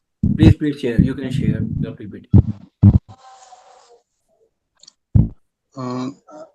How would I share it? I mean, what are the options? This is the first time I'm using Zoom Workspace. There is an option below, share screen option in the green. Green. The green tab. Yeah. You have to click on that and you have to open your PPT. All right. Thank you.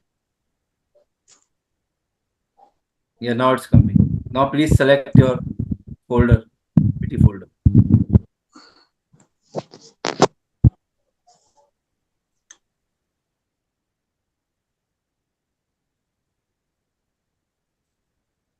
All the points that I'm going to be addressing in my paper that would I present in this conference.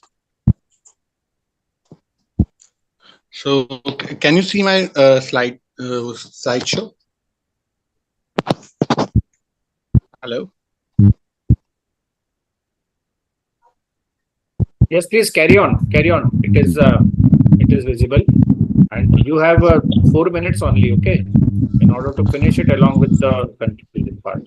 Please be sure that your time does not exceed. Okay. All right. Yeah, carry on. Is a widely used technique that ensures that some particular record is actually indistinguishable from k-1 other records on the data sets that are particularly can be used to identify a person or legal information about them. So however, its implementation raises ethical and legal consideration that must be addressed to ensure compliance with regulations and protect individual privacy rights. There are some ethical considerations. That is, first is consent, second is transparency, and third is algorithmic bias. Consent is ensuring that individuals who are using internet to publish their information, they have given consent for their particular informations to be used by people who are doing research on big data, right? So and second, in being transparent about data collection. It's about the company that are using big data for the different purposes for providing better use of their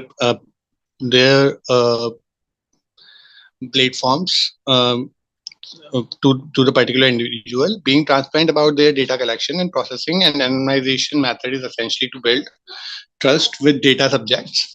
And then there is an algorithmic bias. K-anonymization algorithm must be carefully designed to avoid introducing unfair bias that could disadvantage certain groups. There is a thing about K-anonymization that about the big data publishing. Sometimes certain individuals' information can be leaked by joining two or more tables that are published on a different platforms.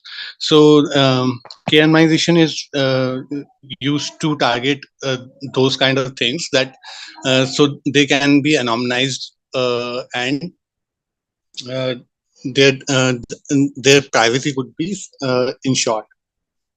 There are certain legal frameworks and regulations like GDPR, CCPA, and emerging CCPA. The European Union's General Data Protection Regulation sets strict guidelines for data anonymization and privacy protection. These are the European Union's regulations set for strict guidelines that ensures what kind of information can be published about a certain individual. And then there is a California Consumer Privacy Act, which is in the US, imposes similar requirement for data anonymization and individual rights. And then there is emerging legislation. Since big data and social network and all the data publishing is high on demand, they are actually trying to write a legislation which is going to. You have 2 minutes more. All right. New that are going to introduce new laws and regulations for being introduced to address involving challenges of the data privacy and anonymization. Then data minimization and purpose limitation. K-anonymization should only be applied to the minimum amount of data necessary to achieve the intended purpose. Then purpose limitation. Data anonymized through K-anonymization should be used only for the specific purpose for which consent was granted, not repurposed without explicit permission. Then technical and organizational safeguards must be in place to prevent unauthorized access, modification, or misuse of the anonymized data. Balancing data utility and privacy. Since K-anonymization is a technique which makes K records indistinguishable from one another, there is a balance between data utility and privacy. Sometimes making them anonymized loses their purpose to be purposed in data mining and other algorithmic calculation. To find a result from them. So data utility is decreased while anonymizing them. So K-anonymization should preserve the utility of the data or its intended use, which still while is adequately protecting individual privacy. The level of K-anonymity must be high enough to prevent re-identification, but not so high that it significantly regrets the data's usefulness. Contextual factor. The appropriate balance between data utility and privacy will depend on the specific context, use case, and potential risk involved. Ongoing monitoring. K-anonymized data set should be regularly reviewed and re-evaluated to ensure the continued protection of the individual privacy over time. So there should be consent, informed consent, ground-level controls, and ongoing transparency between the platforms and consumer. And algorithm bias and fairness is K-anonymization algorithm must be designed to ensure fair. Please conclude now. Please, we have taken a lot of time. Please conclude. So conclusion is we are trying to anonymize big data records. So data utility and privacy could be balanced with one another. We can ensure privacy of a consumer without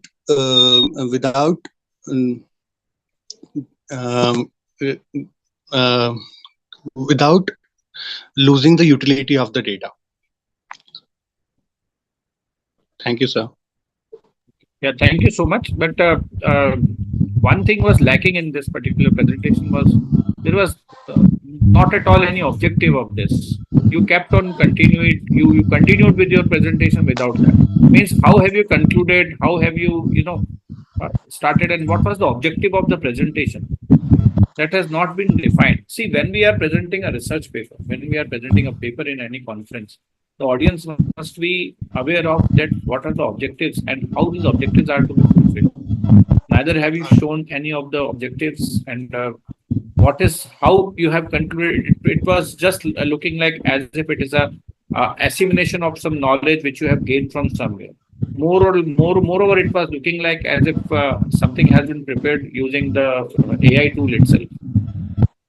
Right. So, Mr. Abhimanyu, please be careful, because when we are presenting in a conference, it has to be a meaningful presentation. Right. Anyways, thank you so much. And the same is the request with the other presenters also. In order to make your presentation meaningful, start with the objectives. Okay, and then accordingly, you just try to understand, make the audience understand what have you done in your research, and finally conclude it on the basis of the objectives which you have brought. Okay, thank you so much. Yeah. Raviji, please, next presenter. Thank you so much. The next presenter is at serial number 5, Ramesh V from Karnataka. Yes, Mr. Ramesh, please unmute.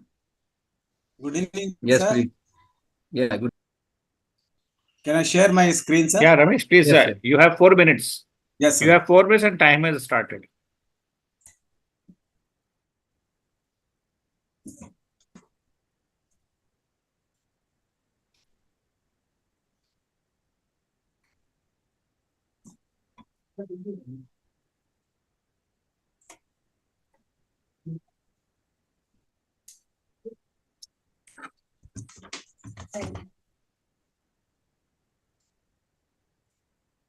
Mr. Ramesh, what happened? Is it visible, sir? No, you have not shared yet. Please. Now, sir? Yeah, please click on the share button. Yeah, I'm doing, sir. Or you can do oral presentation also. Sir, now, sir? No. Okay, I'll start, sir, by oral. Okay.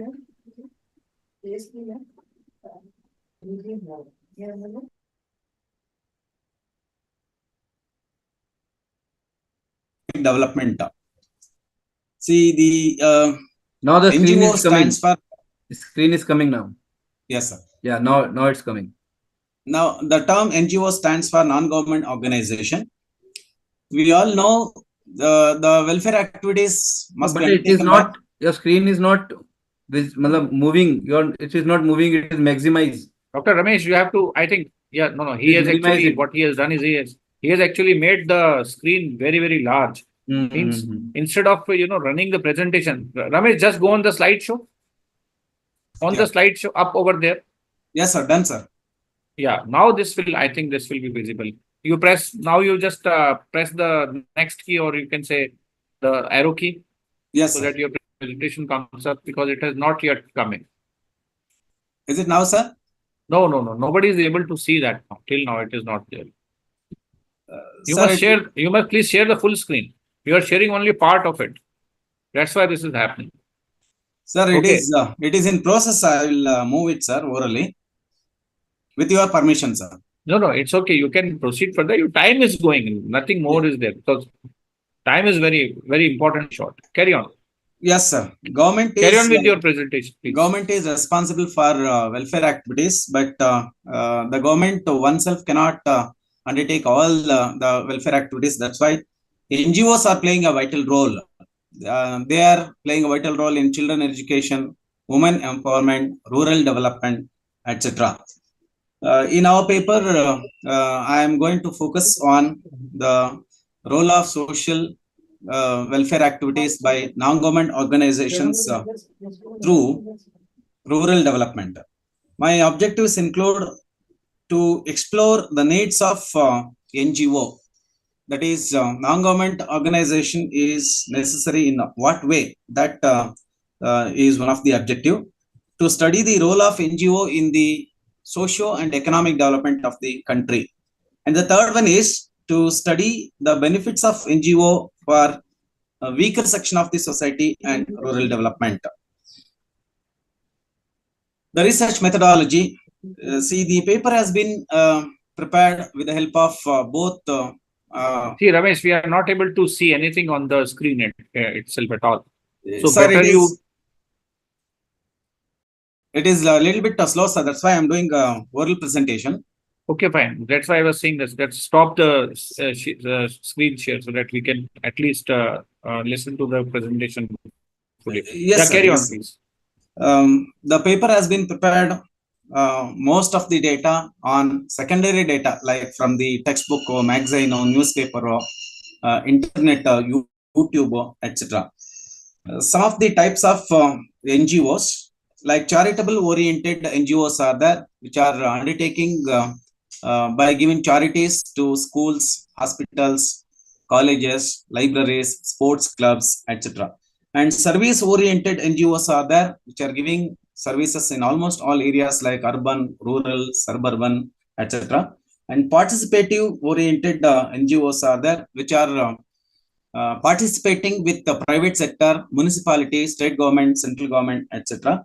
Empowering orientation, that is, these NGOs are cause for empowering women, poor people, children, etc.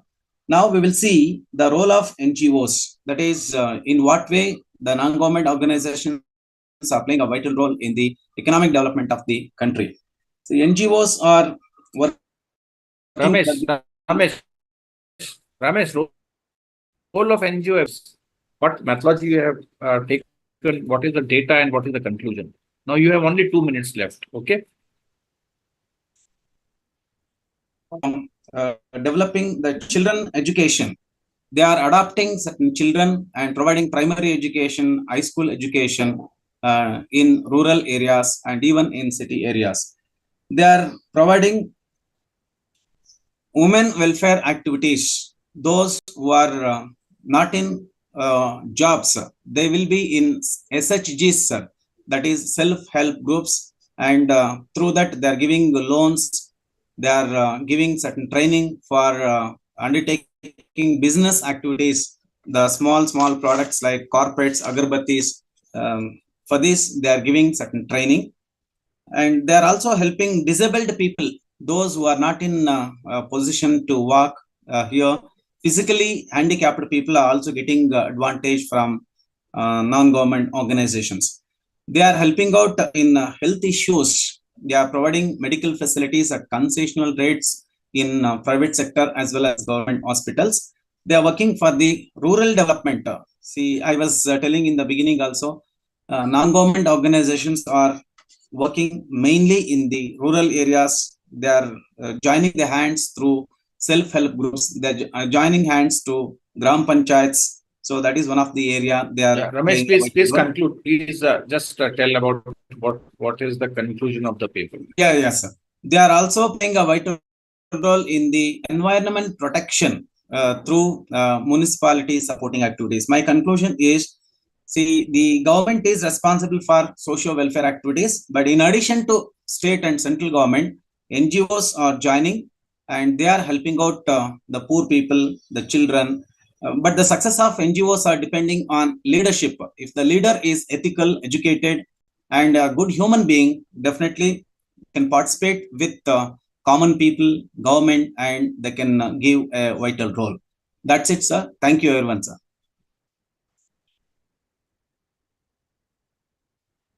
Ramesh, just try to enhance the level of the research on which you have done the present research, right? So what you can do is take some more, do some more literature review in order to strengthen your objectives. Okay. Yes, sir. Yes. Because the conclusion which you have done, even if no research is done, the conclusion will remain same. So which actually means that actually no research has been done. Okay, just reading a paper in a conference will not solve the issue. So I may be a little bit, strict regarding or harsh regarding my words, maybe a little bit like that, but I hope you will be able to improvise it. Yes, sir. Yes, sir. Arm length type of suggestions and conclusions should not be there. It should be discouraged. Yes, sir. Yes, I'll do, sir. Right? Yes, sir. Yes, sir. I'll do, sir. So thank you so much, Professor Paul, sir. Thank you, Mr. Ramesh. Yes, sir. Thank you, sir. Just wish you all the best for your work of sir. Okay, right. So Yes. we can take the next presenter. All the best, Ramesh. Thank you so much. Thank you. Thank you. So the next presenter, Mr. Harish G, second year student, MBA student from Wales Institute of Science, Technology and Advanced Studies, Chennai, Tamil Nadu. Please unmute, Mr. Harish. Sir. Please switch on your video. Good evening, sir. Yeah, please start. Please start. Sir, I am Harish. I am a second year MBA student. I have done this project for my second year of final year project.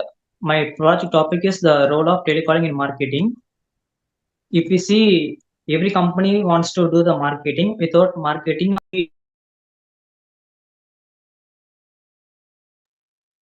Yeah, please unmute. You are muted. I don't know what happened. Please unmute. Yeah, please start. sir, there are many ways of marketing in a company. Carry on. Unmute your.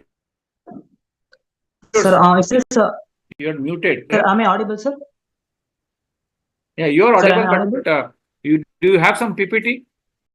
Yes, sir, I will share it, sir. Yeah, please share it immediately. You have 4 minutes only, right? Okay, sir. Go directly on the objectives, and then because marketing, everyone knows Okay, sir. what marketing is. Okay. So what have you done in marketing that we are eager to know that? Okay, just go over there. Okay, sir. Okay. On the objectives and tell us that how have you fulfilled those objectives? What is the methodology and how you have concluded? You have 4 minutes only, right? Your time starts. Yes, sir. Wait a minute, sir. Sir, it is showing, sir? No, it is not showing. Your time is running. Screen? Yeah, now Yeah, it is coming. I think it is Coming now up. coming up. You can Okay, sir. make your phone horizontal in order to Okay, sir. somebody else has prepared it for you, I suppose. Sorry, sir. Sir, it is my another number, sir. I am currently in office, my Okay, office. okay. No issues. It's okay because you are showing your entire WhatsApp. Chats That's why. are showing. Sir, can you wait a minute, sir?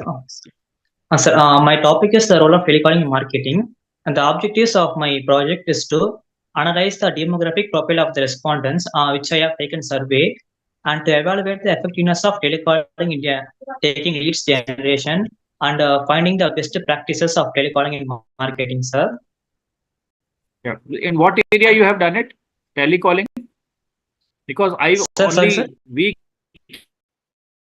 keep on receiving telecalls from various people that you take loan, Yes, take sir. loan daily. So Yes, it sir. is. So what is the means telecalling in which area? Telecalling marketing in which area you have company, sir. taken? Sports distribution company, sir. Sports company. In? Am I audible, sir? Yeah, you are audible. Sir, this project is about telecalling in a sports distribution company, sir. Carry on. Sports. It is about the effectiveness Sir, of telecalling. I have What is take your a hypothesis? literature of Barbara. Sir. In this project, I have take a response of more than 101 people, sir. And I have used a tool called SPSS for checking whether the project is right or wrong, and to check the hypothesis, SPSS sir. will never tell In you this, that whether project is right or wrong. It is only used for analyzing the data. Okay. So SPSS will not tell you whether your project is right or wrong. Mind it. Yeah. Yes. Show in SPSS, sir. Okay. Show me the interpretation what you have written. Okay, sir. In the SPSS, I have put the number of age, gender, education, qualification, and material status, sir. In this, the majority of the respondents are the youth category, sir, which are 18 to 25, the future of India, and more of them are male, sir, and all of them are a degree holders, sir. Okay, you have taken it from your friends, I suppose. Most of them no, sir. Almost all of them are unmarried, right? Sir, no, sir. It is mine, sir. I have take a response, sir. Okay, 101. I think they all seems to be your friends. The students sir, who are studying some of along with you. some of them are my friends, and some of them are office colleagues, sir, which I have done internships, sir. Okay. Okay, sir. In this SPSS, I have used correlation, sir. Correlation and analysis of variance and ANOVA, sir, and coefficient, which are I have used both dependent and independent variable. In dependent variable, it is in the between both of the variables, sir. And my conclusion, sir.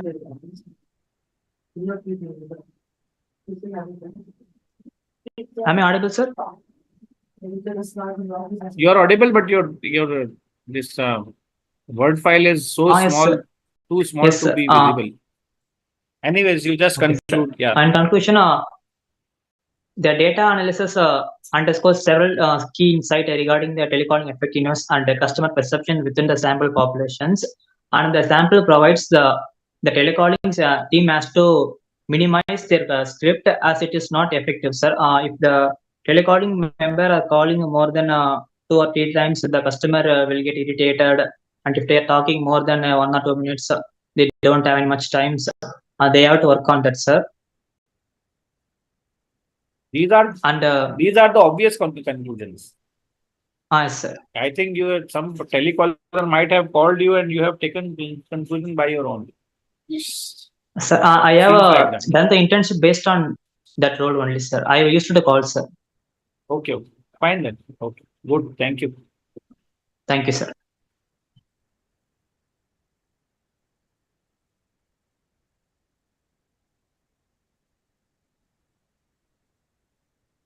Okay, I think Yuvika has to present now. Am I correct, Raviji? No, sir.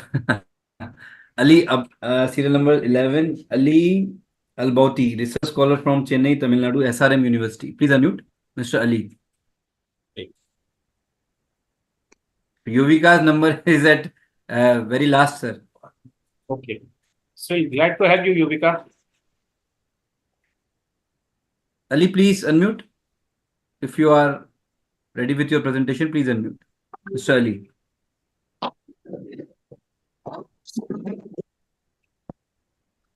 Okay.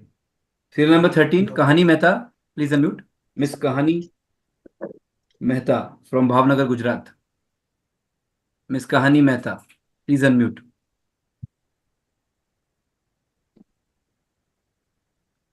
I thought I will be listening some story today from Kahani. But Kahani herself is not there. He can take the next presentation, sir. Yeah, he is not going to. Sir, I am here. Okay, Kahani ji आ गई हैं. Just trying to on my video. Just a second, sir. Please. And I'll present the screen. Can you see Kahani? Okay, Kahani is over here. Yes, sir. Okay. I'm just increasing my laptop volume, sir. Just a second. Yeah, no issues. Yeah, and I'm sharing the screen as well. Okay, great, good. Kahani, you also have 4 minutes to present, okay? Yes, sir. And yes, sir. Be precise. And I hope your Kahani will be short enough to tell us that what is to be done. Yeah, definitely, Right? sir. I will. Yeah. I hope. Don't tell a long story. Yeah, sure, sir. I guess this is visible to all. Yeah, this is very much visible and very much. You are also very much audible. Carry on. Okay.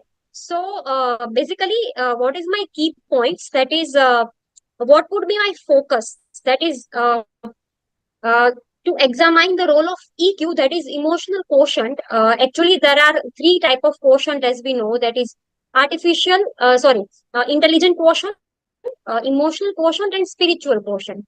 So I have focused to write down the paper on emotional quotient, and I have tried to connect the my topic, which is basically on teachers burnout, that how EQ will reduce the teachers burnout. Okay, so basically let me just focus on the main portion, that is EI. Mainly the father of emotional intelligence, that is Salow and Mayer, who gave the definition of emotional intelligence.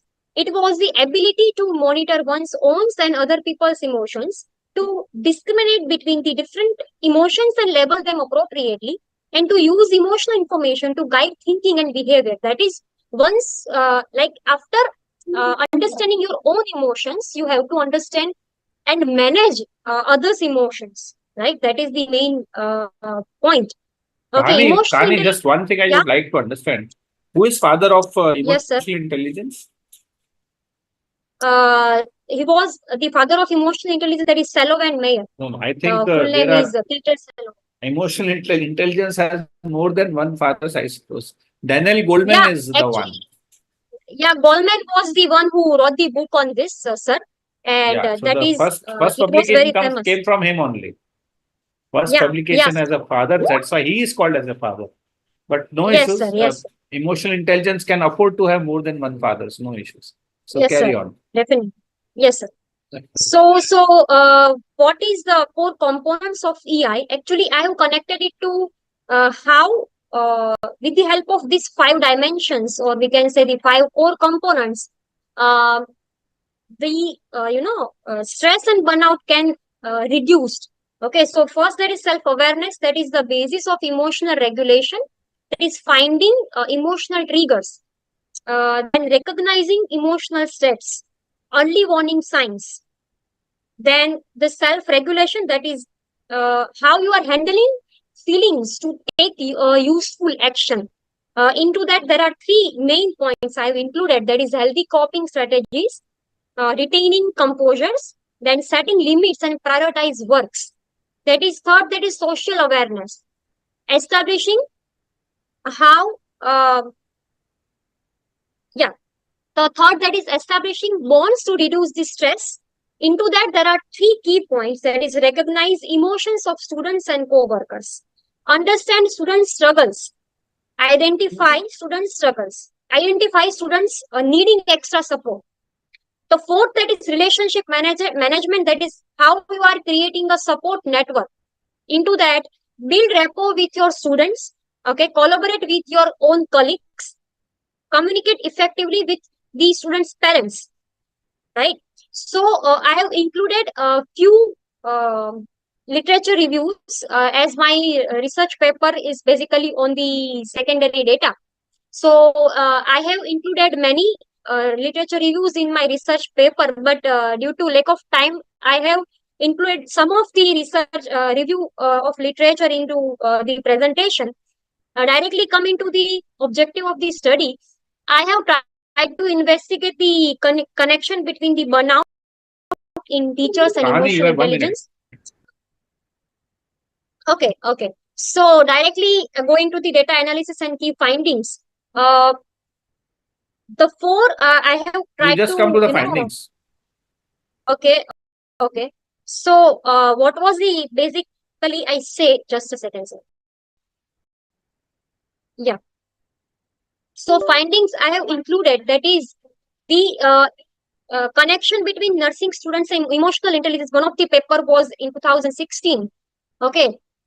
Which was focusing on anxiety and coping mechanism. It was discovered that the emotional intelligence with higher emotional intelligence being linked to more adaptive methods, mediated association between trait, anxiety, and coping mechanism. Okay, 2014 paper was basically focused into how students' academic success affected by EI, and it was discovered that the EI enhanced students' self-perceptions of their What are your abilities. findings? These are the findings of these papers. What are your findings? Yeah. And where is the Sir, data analysis? You have not collected any data, I suppose. My paper was basically on descriptive manner, and it was the, sir, actually But few paper is papers not I have descriptive. Your included. paper is more exploratory. It is Yes, not sir. descriptive at all. Yeah. Yes, sir. Yes, sir. Had it been So, descriptive, you would have shown some of the analysis yes, sir. part from the Hello. primary data collected.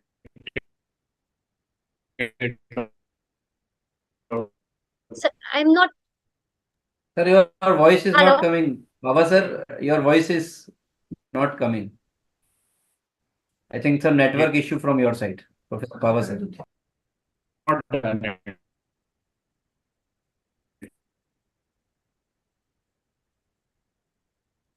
Hello.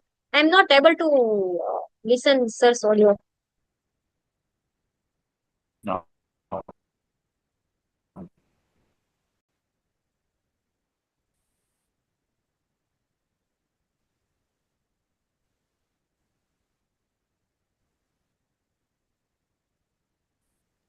Yeah, Kaniji, please continue. Professor Pawar sir is connecting again. You can continue. Okay. So basically, this was the literature review I have gathered, and few literature review I have like studied, and it was like explorative, like descriptive type the research paper. So this was the my like the analysis and the findings from the different papers, and these are the future scope and strategies that how EI in teacher can help the burnout within, I mean, among the teachers.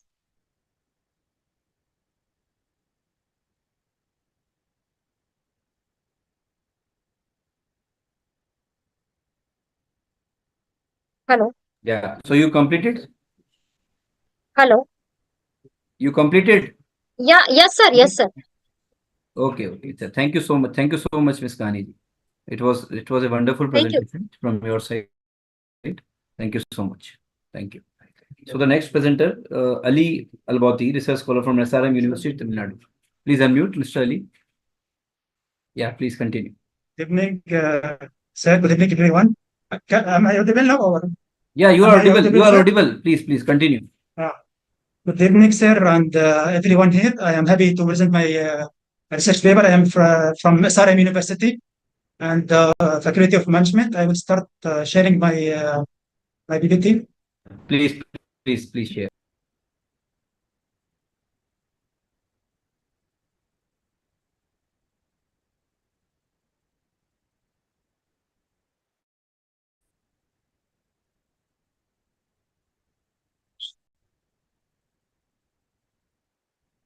Yes, sir. Power, sir. Yes. Mr. Sorry, it was Abati. internet disconnect. Yeah, actually. Mr. Ali Yeah, Abati, Ali. detail number 11. Yes, Ali, sir. please. Yeah, carry on, Ali.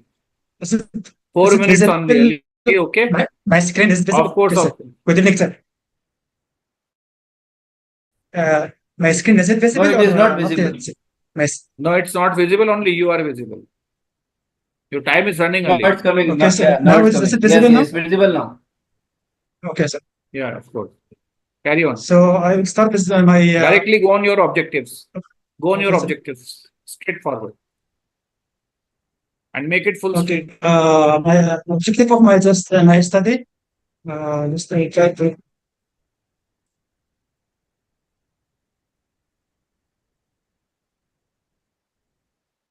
Objective of my study to first one to comprehend the driving forces behind the small and medium-sized enterprises adoption of corporate social responsibility practices. Second one to investigate the difficulties SMEs have applying corporate social responsibility principles to evaluate the positive effects of CSR practices for SMEs. To analyze how CSR affects stakeholder in SMEs, to determine the best CSR practices in SMEs. So the methodology for my study, the following methodology were implemented based on the objectives. The first one, deep assessment of the literature on CSR and SMEs has been conducted. Second one, case studies to determine the best practices and method other SMEs can adopt, and deep case studies of effective CSR practices and SMEs were done. Literature review to comprehend the present state of research and pinpoint knowledge gaps. Policy analysis to determine their efficacy and pinpoint any areas needing improvement policies and efforts of government, non-governmental So, Ali, basically you have organizations. used the case study method, I suppose. You have used the case study method, right? Yes, sir. I collected case studies. Yeah, carry on.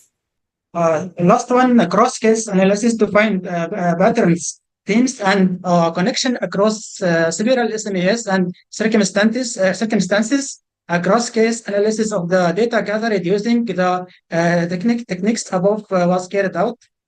So result and findings, effectiveness of CSR practices and SMEs depends on effective stakeholder involvement, since it can ensure that stakeholders need and expectation recognized and satisfied. Second one, for SMEs looking to implement CSR practices, Access to money can be major obstacle. Many SMEs struggle to secure funding for their sustainability project.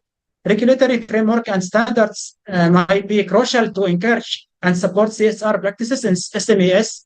This result shows the necessity for various measures to encourage and support ethical and sustainable business practices in the SMEs sector, as well as the significance of resolving the difficulties SMEs have in implementing CSR practices.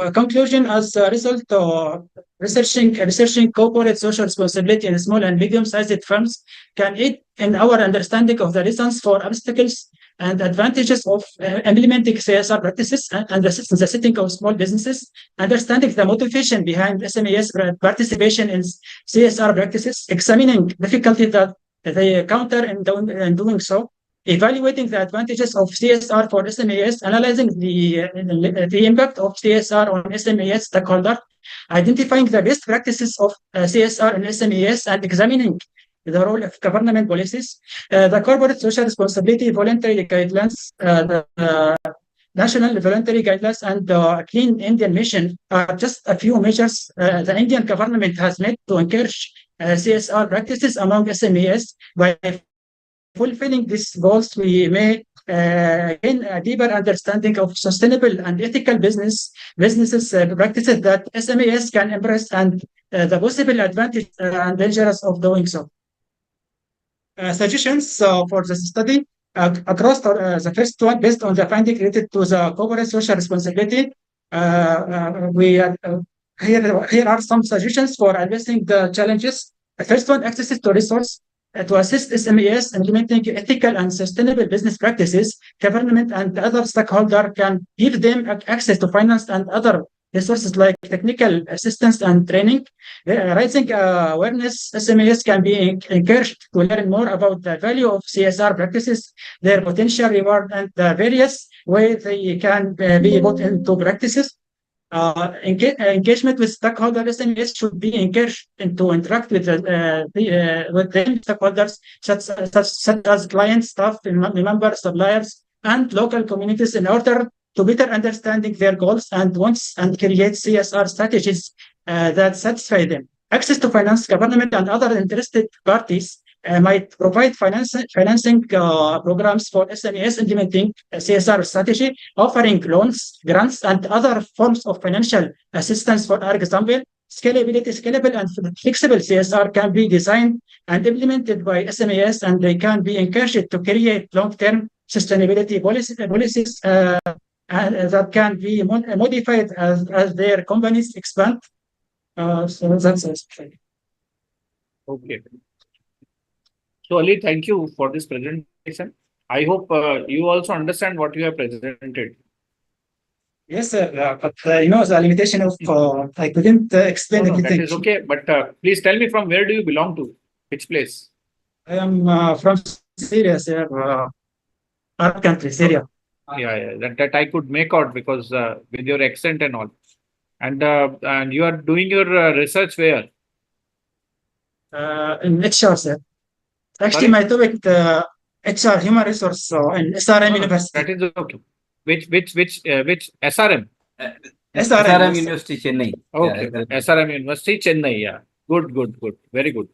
So good presentation. But Ali, you need to improvise a lot of things, particularly when this is the way you have used the case study method. This is not a way of using the case study method. Right. So cases actually gives you idea, because what a case is. Case is a unique situation. When you come in a unique situation, there is some outcome of it. And the same outcome cannot be replicated on any other situation as such, because that situation will never come, because time will never be same for everyone. You understand? Sure, yes. There is something, yeah. So there is something different when we are concluding a case study, right? So if you see your own, that's why I asked you that I hope you understand what you are presenting. The conclusion which you have given are again certain things which even if you have not referred to the cases, it would have been same. You have given the the suggestion of training and all. It is already there. Training will never end at all. Are you getting my point? But Yes, go sir, in yes. depth in the cases and Yes. what will happen in such a situation, and try it can be implemented. Okay, sure, sir. Case study approach is a different approach when we are, specifically when we are doing research. Case study approach comes in a qualitative type of research. You have mentioned it very correctly. But the way it has to be used is a little bit more enhanced. Okay, but all the best, Ali. Yes. You have put your Thank good efforts. Yeah. Thank you so much, sir. Thank you. Yeah. Thank you. Thank you so Yes, much. Raviji, we can have some. Then number 14, Mrs. Kavita, research scholar from Banasthali Vidyapeeth. Please. क्या बात है, आपकी इस conference में कविता भी है और कहानी भी है. Yes. Good evening, sir. मतलब Am I ये तो audible? सुपर हिट हो गया. Yes, Yeah, yes. madam, you are very much audible, and A we would very like good to listen to evening. you. But A very good that's what I evening, am sir. saying that yeah, good evening. That's what I am saying to Raviji is that the conference has already become super hit because it comprises of Kavita also and a Kahani also. Okay, so Kavita ji, please present. Okay. Sir, sir, is my presentation visible? Yes, carry on. Please make it full screen. Okay, sir. Yes, sir. Sure, sir.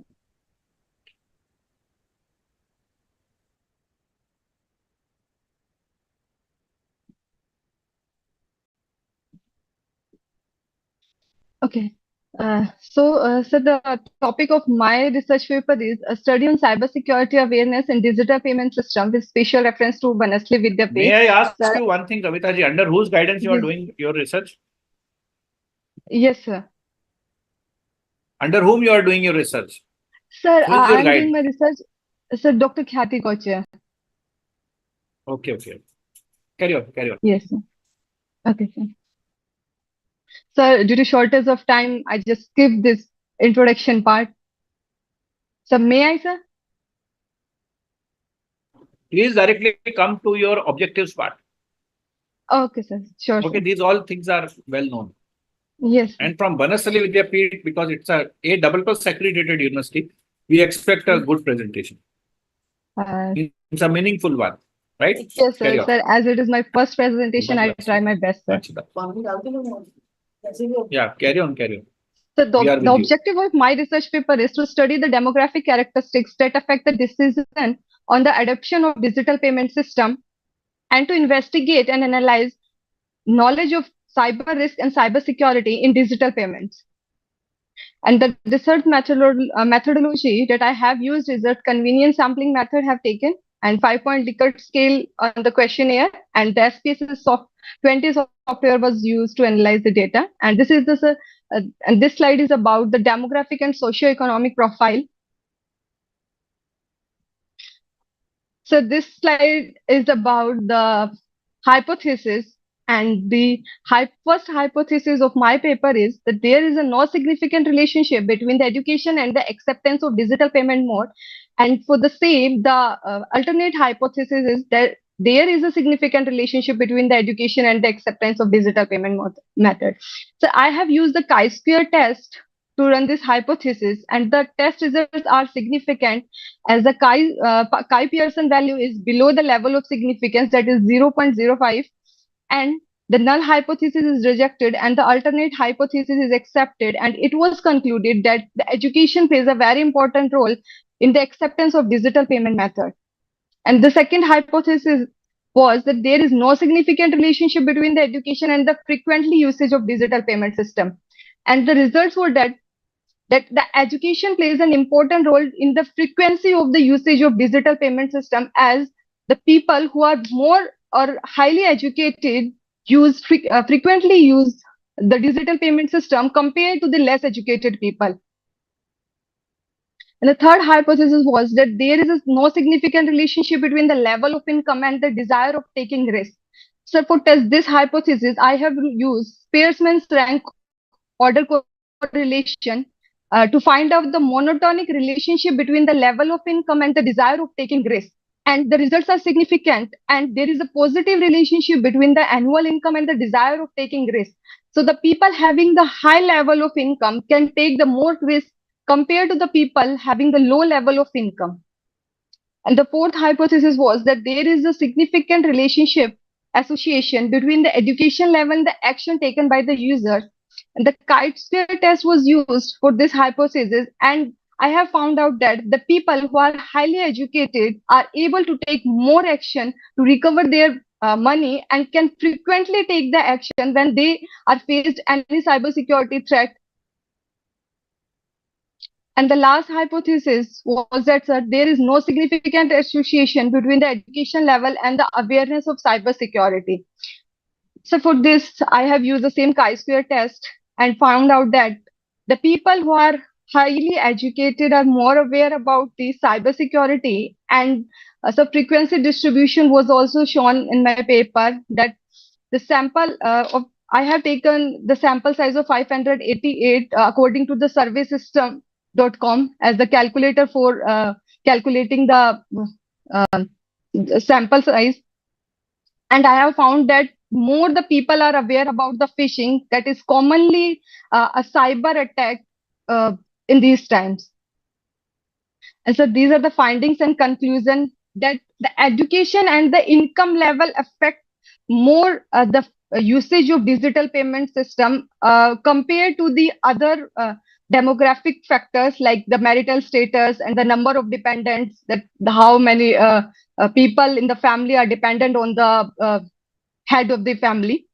And I have found that the education and the level of income plays an important role in the usage of digital payment system. And so these are the implication and that Okay, fine. Yes, Just sir. would like to ask you one thing. Who were your respondents? Sir, but the students and professionals of the Banasli Vidyapeeth, sir, mainly. How many of them were not educated? Sir, there are maids also, and there are the staff, and there are the sir, as in the Banasli Vidyapeeth. I'm asking one very specific question to you. Yes, You sir. have taken demographics also. How many of Yes, the sir. people of Banasli Vidyapeeth were non-educated? Sir, the number of I hope respondents. all were educated. No, All were no, no, sir. educated at least. Sir, sorry to interrupt you, sir. Sir, there are the families like the sweepers and the cook. How many? How many of them were there? So they are not. So What was I the have, number? sir, sir, around. Not around. You have to say an exact number because you cannot fill your questions from the people around. Either it will be 1 or 2 or 3 or 20 or 40 or 100 or 1,000. It cannot be around. You must be certain about what you are saying. Yes, My sir, question is, sir, how many people were uneducated? sir, I have taken as a sample size of 588. So around, sir, not the exact figures. Sorry, sir, No, you but should please see your 50 research. to 80. Sir, 50 to 80, as I have filled the questionnaire by myself to hear from their responses, sir, I have filled on their basis to ask a There is a lot question of difference directly, between sir. 50 and 80. No, let me assume it if it is 50 or if it is 80. It is not even 12% of your total population. And you are Yes, sir, applying but chi-square test. sir, Why have you sir, applied chi-square test? sir, in this, sir, in my research paper, sir, I have found the level, sir, according that how the, sir, the level is like postgraduate, graduated, research scholar, professional, that their education level impact the usage or not. Sir, Agreed. That's what I'm the saying. people who are, So you have made a comparison because yes, when we sir. are using chi-square test, it actually cross verifies. There is a cross association which Yes, you sir. might have also calculated. Okay, that's why I was wondering that how many were there. Now, what the thing which you have done is not like this. You have just asked the people that if they were educated, what would be, means what is, suppose the educated person himself is saying, because none of your data tells about that you have actually interviewed the uneducated people. You might have heard from them, but you have not actually. So you cannot ask someone that what do you think if people is an uneducated, would they be able to use these digital payment methods or not? It is not like that. You should ask some specific question which actually tells you that you have to interview, or you have to ask you have to get your question fulfilled from educated as well as uneducated people both, right? And what type of sampling have you used? Sir, convenience sampling. Convenience sampling, no? So no issues.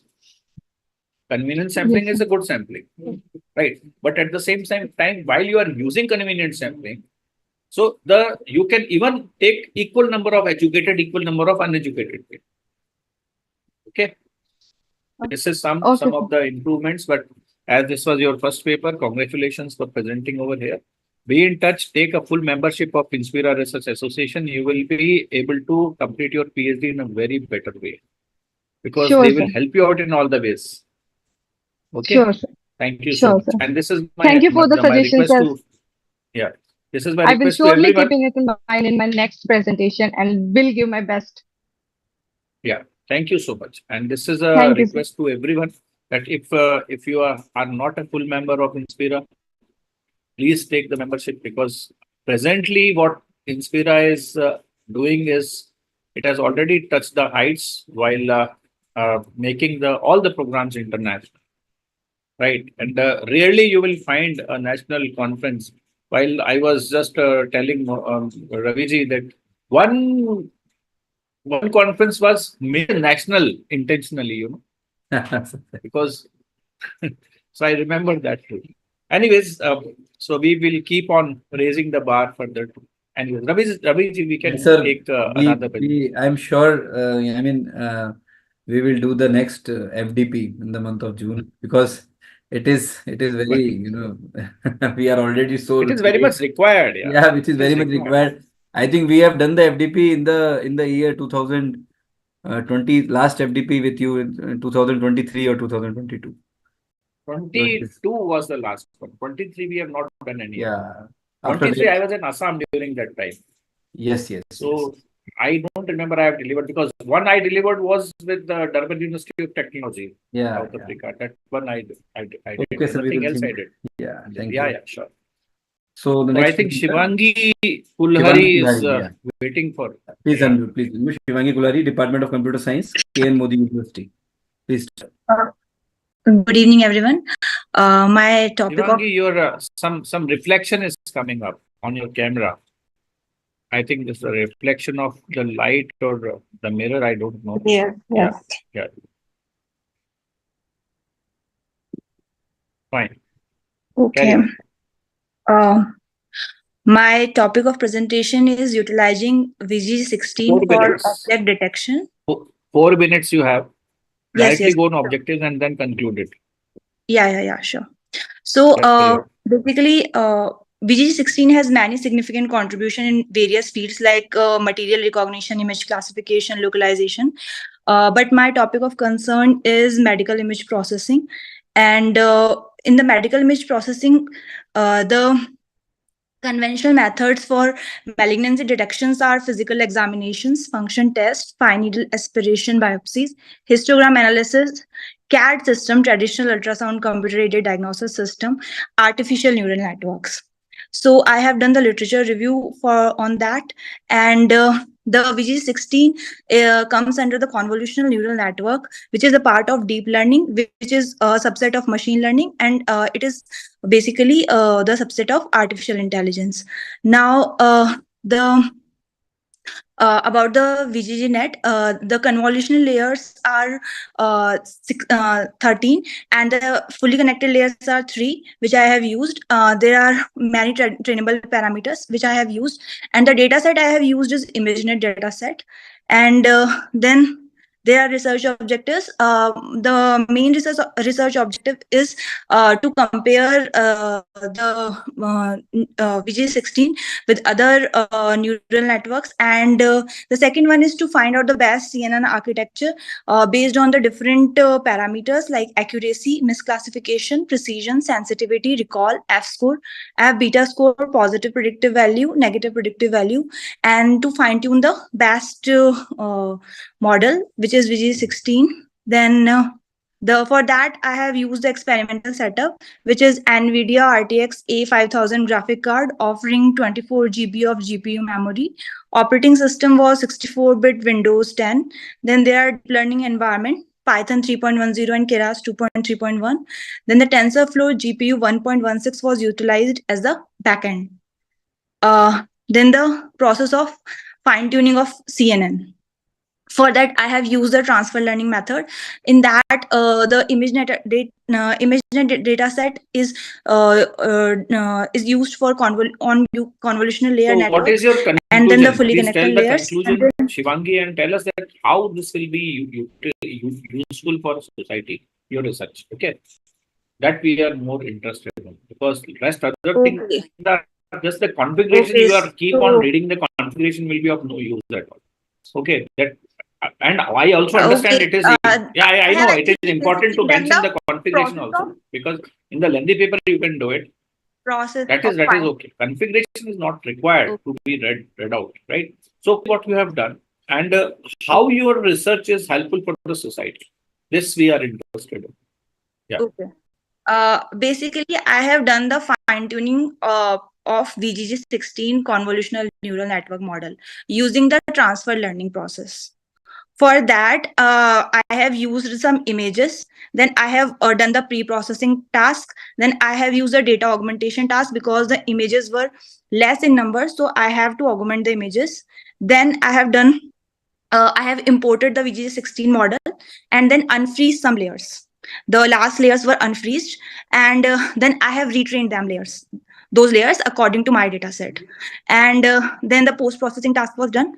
And then the output result means the nodule is benign or malignant. The nodule is cancerous or non-cancerous. This was the main task.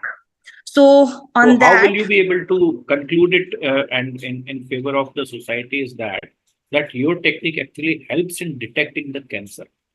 Yes. So this is how you should tell it. Okay. And the methods which you have used for sure are means, and these methods I have even heard before too.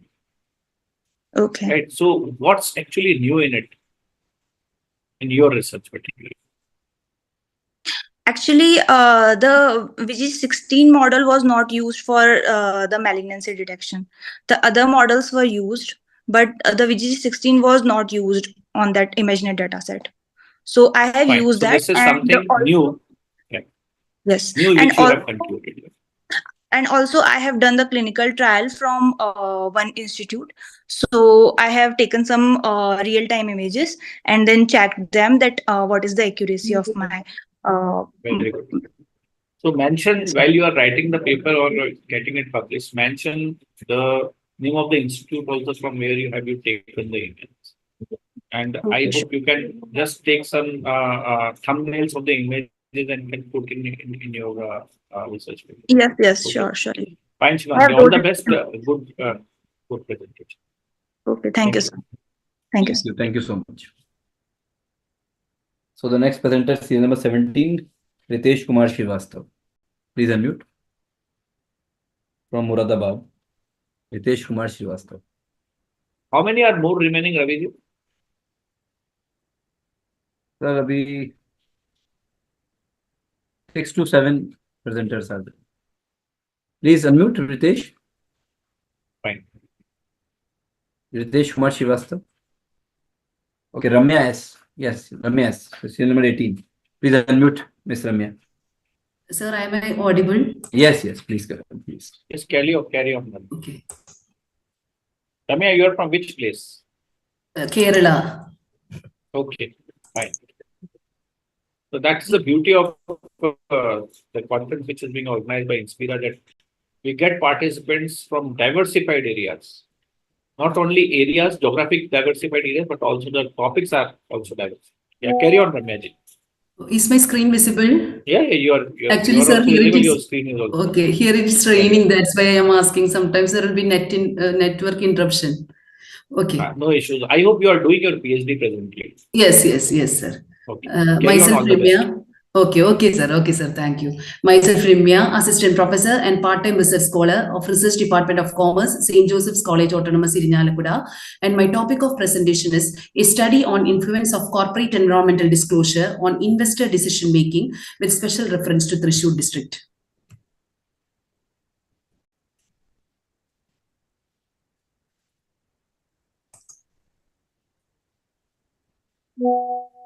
Yeah, what The your keywords, sir, shall I continue? I think there is network issue. okay, no issue. Okay. Carry on. Okay. The keywords Carry of on. the Just study. go on your objectives. You Okay. no The need for keywords keywords are or no introduction. No, not at all required. Okay. Just go on See, your objectives and okay. give your conclusion. Okay. The main objectives of my study are to study the perception of investors towards corporate environmental disclosure, to assess the factors affecting investing decision on the basis of corporate environmental disclosure, and to study the importance of corporate environmental disclosure on investment decisions, and to study the influence of corporate environmental disclosure on investment decisions. The main research methodology, nature of the study is descriptive and analytical. Both primary and secondary data has been used for the purpose of the study. Primary data has been collected using a well-structured questionnaire, and secondary data is collected from journals, books, magazines, and websites. The population of the study is investors in Thrissur district, and the sampling frame is investors from selected municipalities in Thrissur district. Sample unit is each investor in the sample frame. A sample of 50 respondents was taken for the purpose of the study. Convenient sampling method was used. The collected data has been analyzed using various statistical tools such as weighted average score, ranking method, and percentage analysis, and the data was presented through tables and graphs. The study aims to analyze the influence of corporate disclosure on investor decision-making in Thrissur district. There are 13 municipalities in Thrissur district. From among these, Irinalakuda and Chalakudy municipality was selected. The dependent variable for the study is investor decision-making, and independent variables are age, gender, awareness level, source of awareness, and corporate environmental disclosure. The major findings of the study are 28% of respondents belong to less than 20 years of age, 54% of respondents belong to 20 to 40 years of age, 14% respondents belong to 40 to 60 years of age, and 4% belong to above 60 years of age. 46% of respondents were male and 54% of respondents were female. 72% of respondents have monthly income of less than rupees 1 lakh, 14% have income between 2 lakhs to 5 lakhs, 8% have income between 5 lakhs to 10 lakhs, and 6% have income above rupees 10 lakhs. 6% of respondents no demographics required. You just come to your conclusion. Okay. How have you concluded? Okay. 42% respondents prefer And all to like invest. that. Though one thing I would like to tell you, 50 is very less number. Okay, The sir. sample size which you have taken is very less. Okay, So sir. anyhow, you can please that's why I see when sample size is less, methodology doesn't matter at all. You come on the conclusion now. Okay, sir. These are some of the suggestions. Before making investment decisions, research and analyze the environmental practices and disclosure of companies. Consider long-term sustainability of the company before making investment decision. Assess the manner in which company manages environmental risk. And before making investment, consider the reputation and brand image of the company.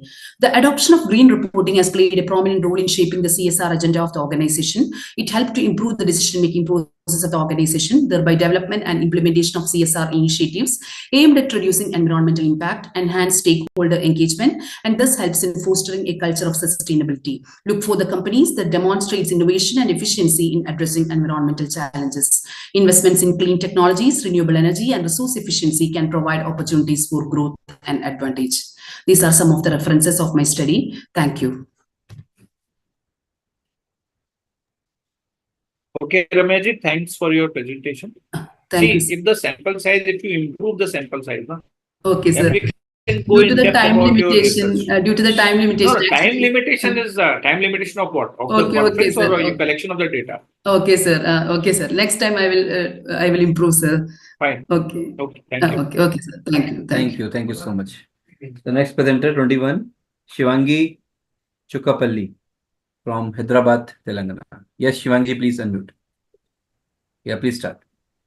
Good evening, everyone. I'm Shivangi, currently pursuing my BBA from Avinash College of Commerce in Hyderabad, and I would like to share. You are doing BBA, Shivangi. She is the BBA student, sir. So that is great, sir. She is doing the presentation in the international platform.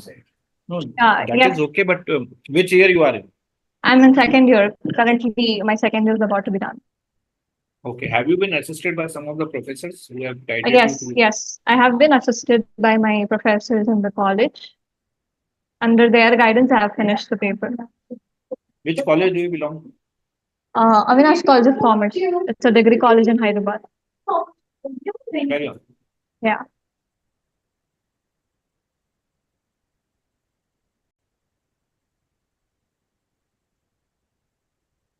So is this seen? The screen or visible?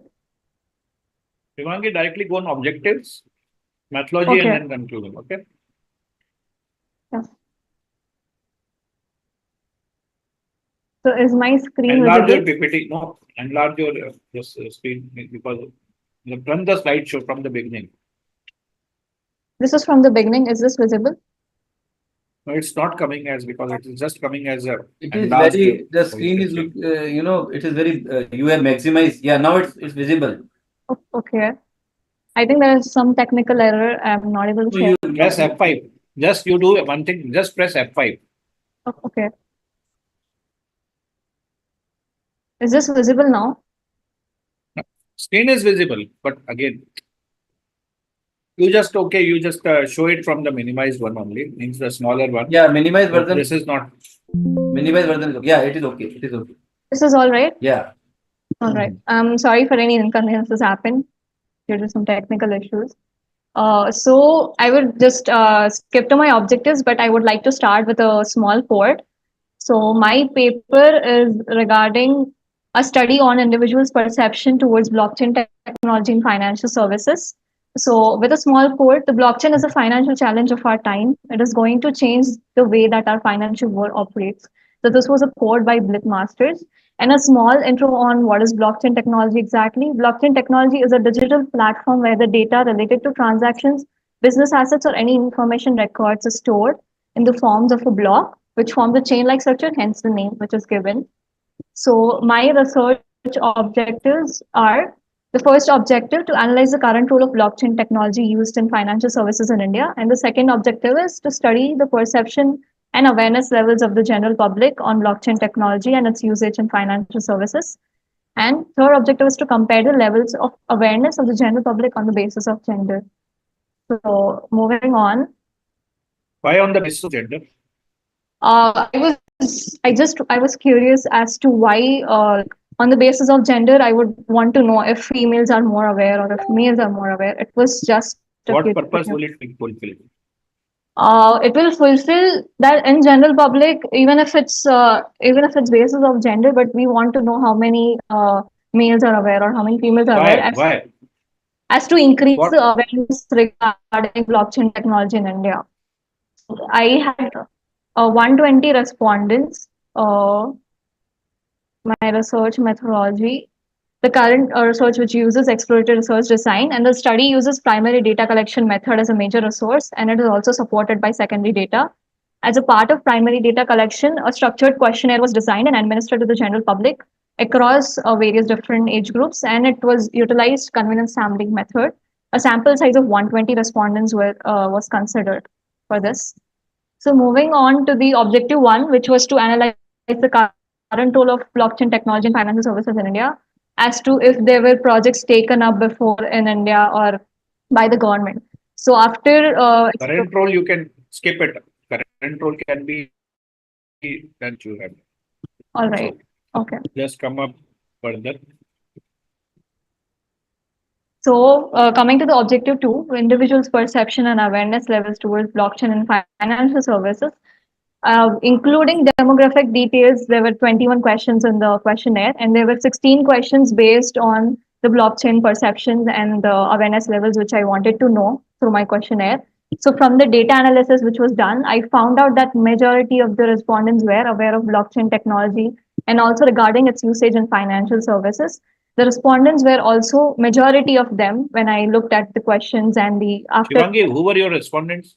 Your my respondents, no, I will tell the whole thing. So my respondents, I'll just have a pie chart thing. Okay.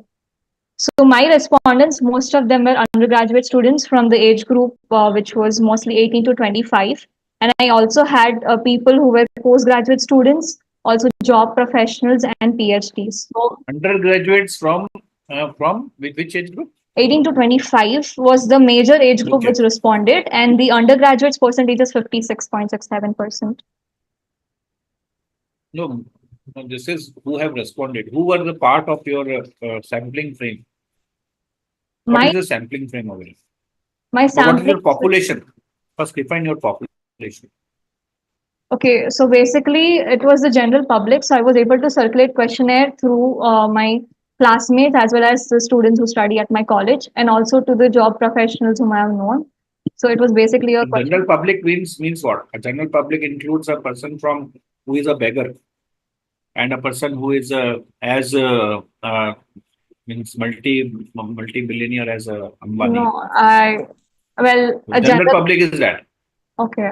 Well, general public in my case, I've taken various age groups. So basically, they were undergraduate students, postgraduates, No. and Here you have to define okay. that you cannot say it is general public, first of all. All right. So the people from whom you have got filled your questionnaire is not a general public. That's why I asked you specifically, were they your classmates or were they your schoolmates or college mates? Many of them, according to the pie chart which I have, many of them were my classmates, but there were also many faculties who have responded, other as well as the people jobs, and there were even professionals and PhD scholars who responded to the questionnaire. Yeah. So what happens is that when we are talking about investments, right? I think your questionnaire is about investments also. Those who are investing. Then why you want to understand and know the awareness about blockchain? Actually, awareness about blockchain, because if blockchain is supposed to be regularized in financial sector, the normal services which we use, the digital banking and all, if it were to be integrated, so I wanted to know if people are So when aware it will of. be integrated, no? When it will be integrated, it will It is not an only be ongoing integrated. process. Listen. It's an ongoing process. When it will be integrated, it will be implemented. It will not be implemented only on your schoolmates or classmates. It will be done at the entire India level. Yeah, that's why I had Then the people respondents which you have taken, the small respondents which you have taken will not replicate anything. But yes, your point Anyways, is also chalo, correct. you just conclude. Yeah, you just conclude. I even had why I'm telling you all these things, because there is a flaw in your research, which cannot have a proper replication also. You conclude now. Just come on your conclusion, the last slide. Okay, actually, this is my first research paper, so it was done under faculty guidance. That is okay. Yeah, but major of them I had to do it. But faculty has also not guided you properly. I'm sorry to say this. They have also not guided you properly, or rather, they also are missing the guidance. It happens. Actually, because everyone, even I sometimes, take guidance from somewhere. Even I ask sometimes Raviji also that, sir, this is the situation, that what can be done. He is also a professor. Yes, actually, I couldn't get more faculty guidance because a lot of things are going on in between, and they were like really busy. So I had to do the paper, most of it on my own. So there might be some mistakes. Okay, conclude it. Yeah. And from the study, it can be concluded that overall majority of respondents had positive perception about blockchain technology and its usage in financial services. And many respondents were actually aware of the term and application of it in financial services. And also have come to know that there is a wide scope for this technology, which is yet to be explored, and for it to be used in the sector, risks and outcomes have to be calculated and considered as well. So also the government should also take initiatives to educate public on this technology, and a code which says risk and rewards are two sides of the same coin. You can't have one without the other. So even if there were blockchain is to be implemented in financial services, there has to be a certain risk which have to be calculated, as well as there are many benefits if blockchain is to be used in the service sector. So this is what I wanted to know about from my study. Thank you so much. Okay, thank you so much. Well, one thing I would like to ask you, Shivangi. Yes. What actually is blockchain? You tell me. So blockchain is a decentralized technology. Most of the technologies which are being used are under regulatory framework, or it is actually regularized by a central institution. But blockchain is actually something which is not an answer to it. This is not an answer to it. What actually blockchain does as a technology, you should answer that. It is a deregulated technology. You cannot say like that. Many things are deregulated, but they all are not blockchain. Yes. Okay. So I'll come. First of all, you listen. First of all, you have to be very, very clear what blockchain is and what it does. Blockchain is Bitcoins. Bitcoins. Yes, listen, Bitcoins is used. It uses the technology of blockchain. Yes, that is the backbone of cryptocurrency. And how it is being used, you just go in depth in that first. Then to the So others. blockchain technology basically. It's okay. I'm not at all taking any exam of yours at No, present, it's all right. because we have short of time. All right. We have short of time. We will just conclude over here. You need to have some in-depth knowledge of this, and then only you can do some research. Okay. All the best. Thank you, sir. It's your first paper, second paper, I don't know. But whatever you have attempted is a very good attempt. Okay, and you dared actually to just come on the stage and face the audience over here. Is a big deal. All the best, Shivangi, and you have a bright future. Take care. Thank you so much, Shivangi. It was presentation. Yes, Lida Maria. Dr. Aarti Chopra has also joined. Sir, She Dr. is Aarti already Chopra from Bhutan. A very good evening to all of happy you. From our joint secretary, Dr. Aarti Chopra. Madam, we cannot Sir, see I'm you. really So, sorry. Aarti ma'am, how's everything going there? Sir, everything is going very well. I am We really miss you. sorry. We miss you. We are missing you. We missed you. I am Lida, missing you please. more, sir. I am. Wait. Yes, ma'am. Sir, I am missing you more. I am missing the whole platform. I have never missed the conference like this. So we But want to actually, see we you. are. Why are you not showing your Sir, face? because we are traveling in a bus right now and it क्या is हो गया? आप totally एक बार dark in the bus. एक बार on कोई कर बात लीजिए नहीं. क्या हो We गया? can see you also. बस में. You can show us other people also. Sir, okay, sir, Please I'll on your try, but camera. there is.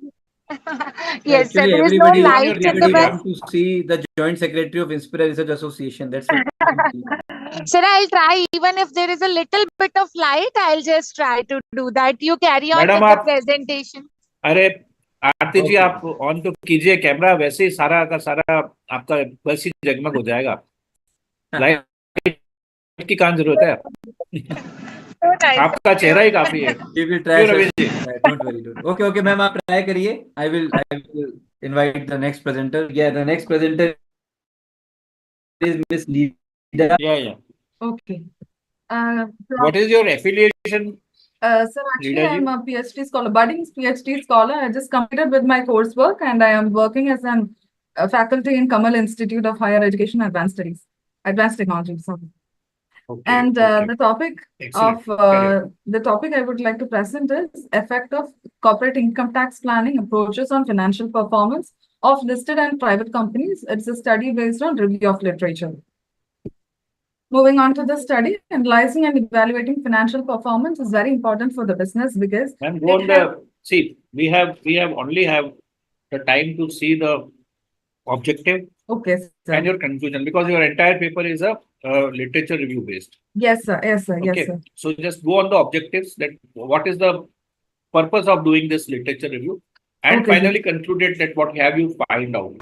Okay. The purpose, that is the need and relevance of the topic, is that financial growth of the company can be improved with the aspect related to tax expenses, because when the tax expense is getting reduced, automatically the financial performance of the company can be improved. But the mere performance measure is not enough as long as the company strives for the betterment. And planning and management of the tax related expenses, which helps the management and the company to grow in profitability.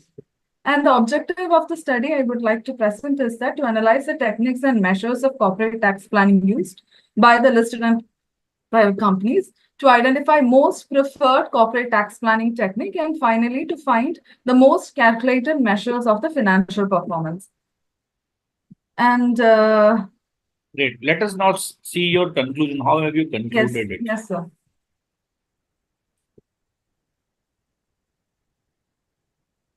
And findings and discussion is that analyze techniques and measures of corporate tax planning used based on the literature review includes expense management by the companies, deductions, exemptions, and this is measured by effective rate of tax along with other financial variables like leverage of the firm, capital intensity, capital structure, expenditure on research and development, and think capitalization. Second, from among the most used measure, the most preferred methods by the company as per the literature review is the effective tax rate. Yes, sir. Yeah, carry on. Yes. Okay, and most calculated measures of financial performance through the reviews are return on equity. And for the financial performance, most of the companies from the literature review has used the combination of ratios. And since the ratios are combinable, the most of the preferred ratios by the companies will be return on equity and return on assets. And conclusions from the studies is that from the study, it is clear that the companies have to follow tax planning methods and strategies, not only to reduce the tax liability and the tax burden, but to improve the financial performance of the company. And effective corporate tax planning can increase the profitability and cash revenues of the company, which leads to the better financial performance and the company value. And ethical and clear tax planning practices are very important to avoid the potential and reputational risk for the companies in the future. So it is very important for a company to carefully consider all the factors which is related to tax planning and better improvement of the financial performance. Moving on to the suggestions. Financial ratio. Yeah, hold on. No need for suggestions. Yes, Just what will be your next step after doing this review? After doing this review. Yes, sir. Yeah. Through the studies, through the literature review studies, every studies have only stopped till the financial performance. What is the need of measurement of the financial performance? But further studies are not conducted by improving the financial performance or by using by adding more measurements of the financial ratios for the financial performance. It's just a measurement of the performance, but what is next is not done by any companies. Okay. So if they do that, definitely they can improve the aspect. How will you use this literature review for your further studies? Because you said you are a budding researcher. How will you use this study? Now you just go on the slide previous to this slide itself. That is the conclusion, sir. Go on the 11th slide. 11 findings and discussion, sir. Yes, sir. Yes. Now see, here you have identified various variables like leverage, size of the firm, capital intensity. Yes, sir. You can make a model using this. Okay, sir. Okay, sir. Okay. So sir, here, while you have found out certain variables, right? So how to go for an effective tax planning? Okay. Or sir, you can take a survey of the chartered accountants who are actually doing the tax planning. Yes, sir. Yes, sir. That is one of my suggestions. You can ask on various. Yeah. So this is how you can utilize your existing research for the further research. Right? Definitely, sir. Definitely. Thank you so much and all the best. Thank you so much, sir. Thank you so much. Thank you. Thank you so much. And in case you need any help further, you can take my number from yes, sir. I will give her.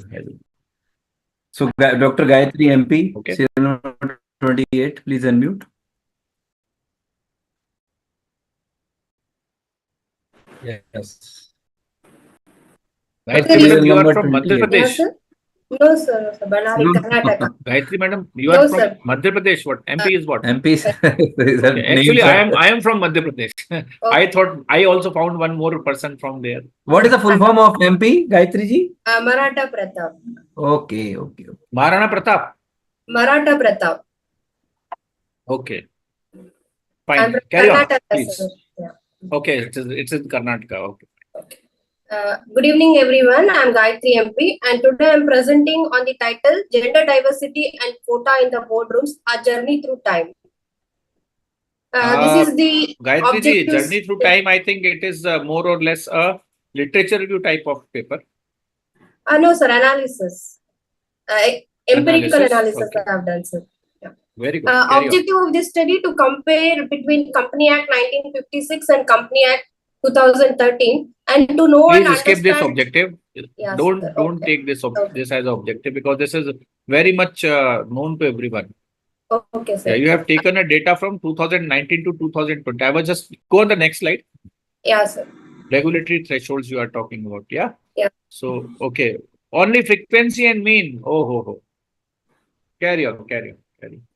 I thought there will be something more interesting in this. Okay, fine, sir.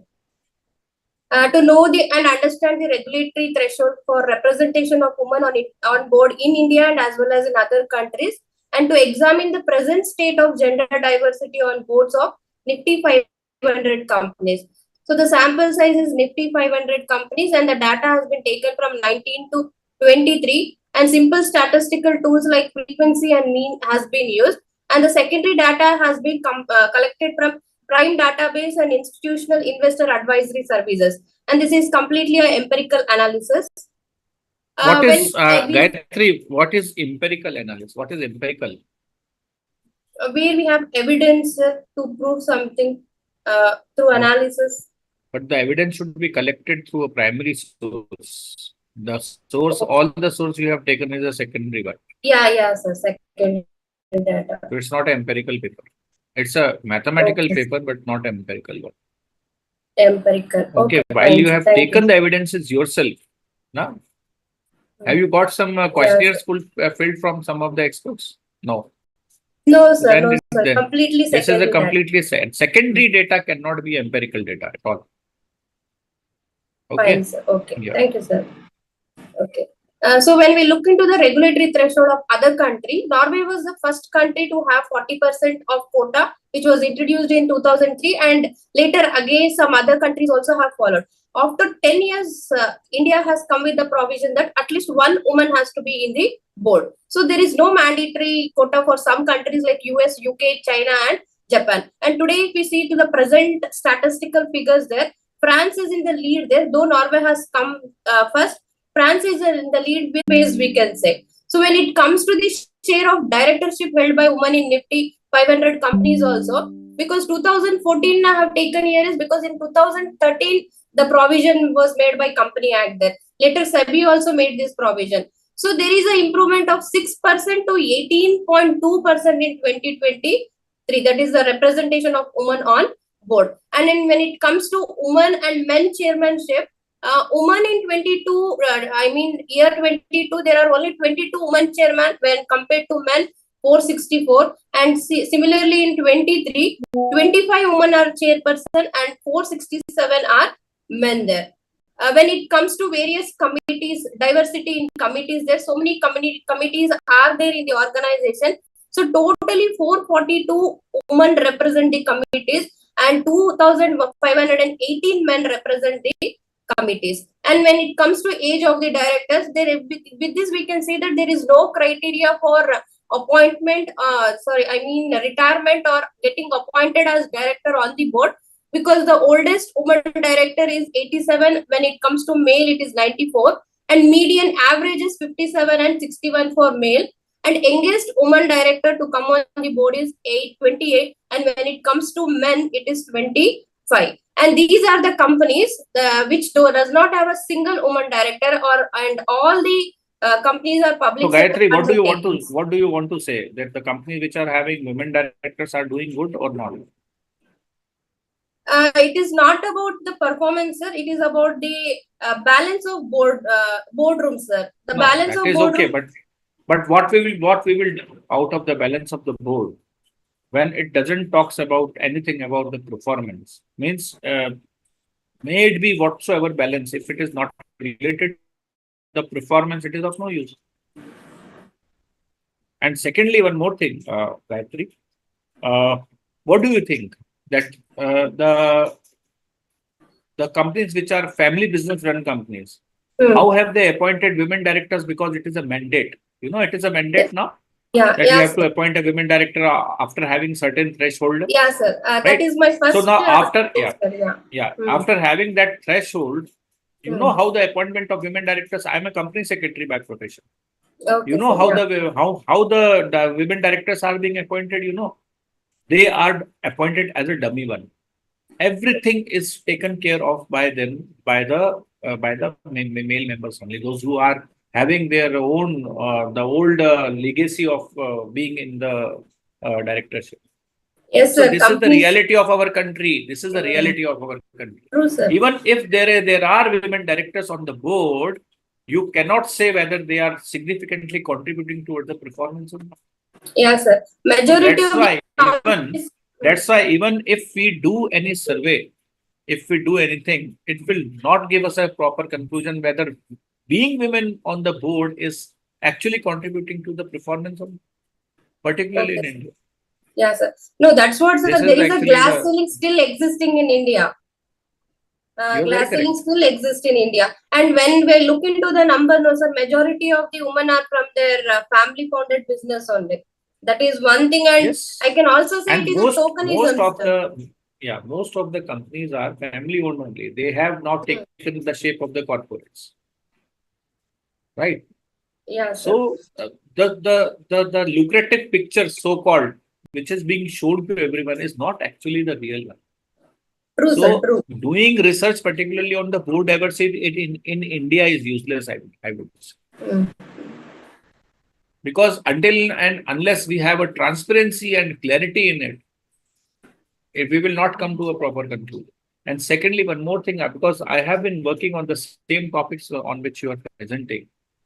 That's why I came to such a conclusion that this is of no use at all, particularly. But yes, you have done a very good effort.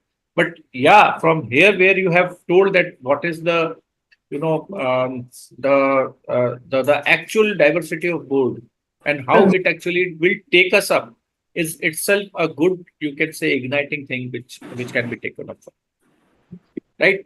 So congratulations for this paper and all the best. Thank you. Your time is also over, but you have presented well. The data, the way you have presented the data is really good. Thank you so much. Thank you, sir. Yeah, guys. Raviji, how many more presentations? I think Ratna Kumarji is waiting since very long. Senior number 29, Janki Mapara, research scholar from Baroda. Yeah, please unmute. Janki Mapara. You are giving first chance to Janki ji or Ratna ji? Sir, I am giving chance according to the serial number. Yes, Janki ji.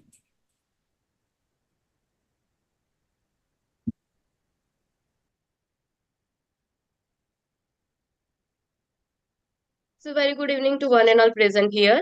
I, Janki Mapara, from the Maharaja Sayajirao University of Baroda, presenting my paper on solvency analysis of a public sector banks in India using modified Altman Z-score.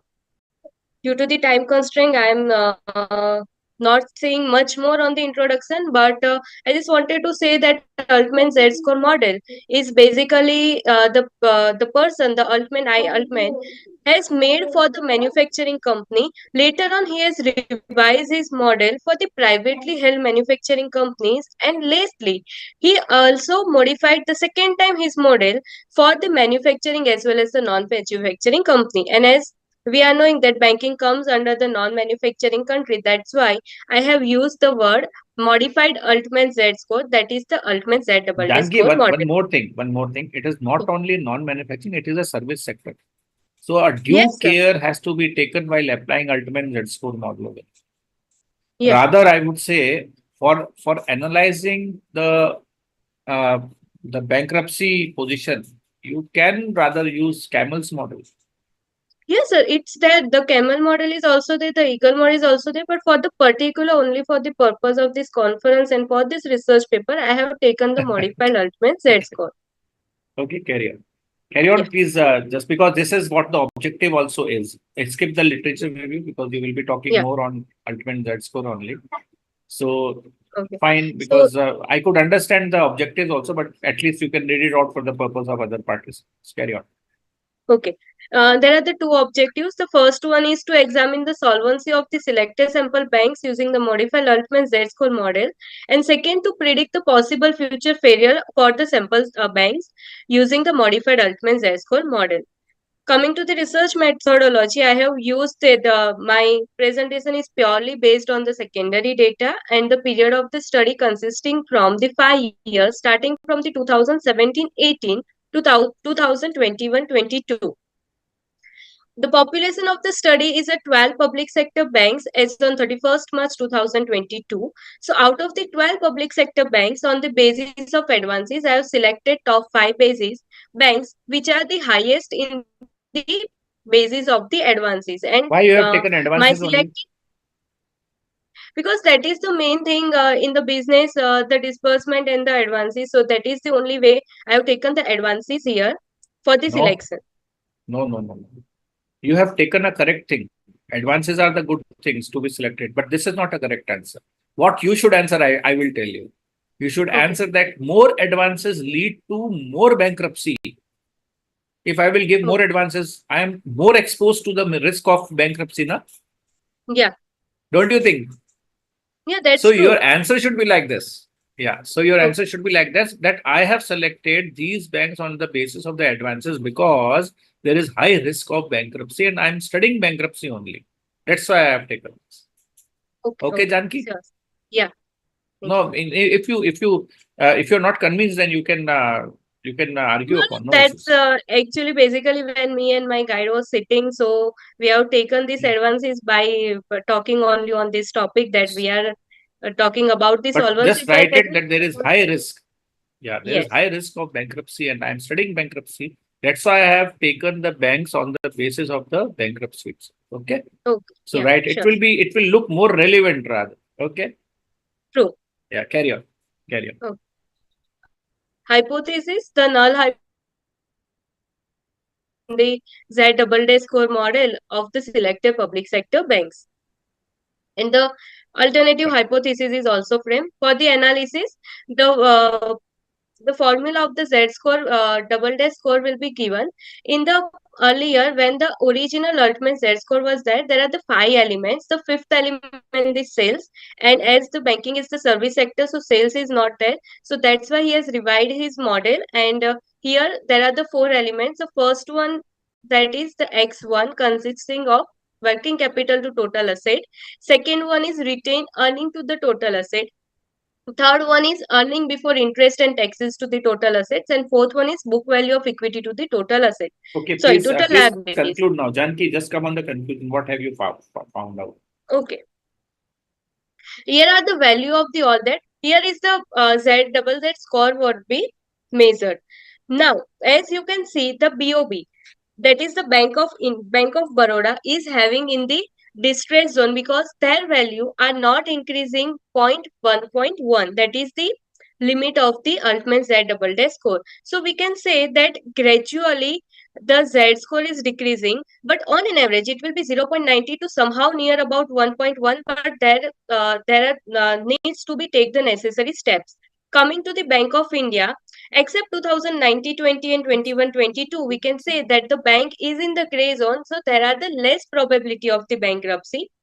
In case of a Canara Bank also, the bank is in the distress zone and later on it will be moved to the gray zone. So there is a less probability of the bankruptcy. Coming to the PNB Bank,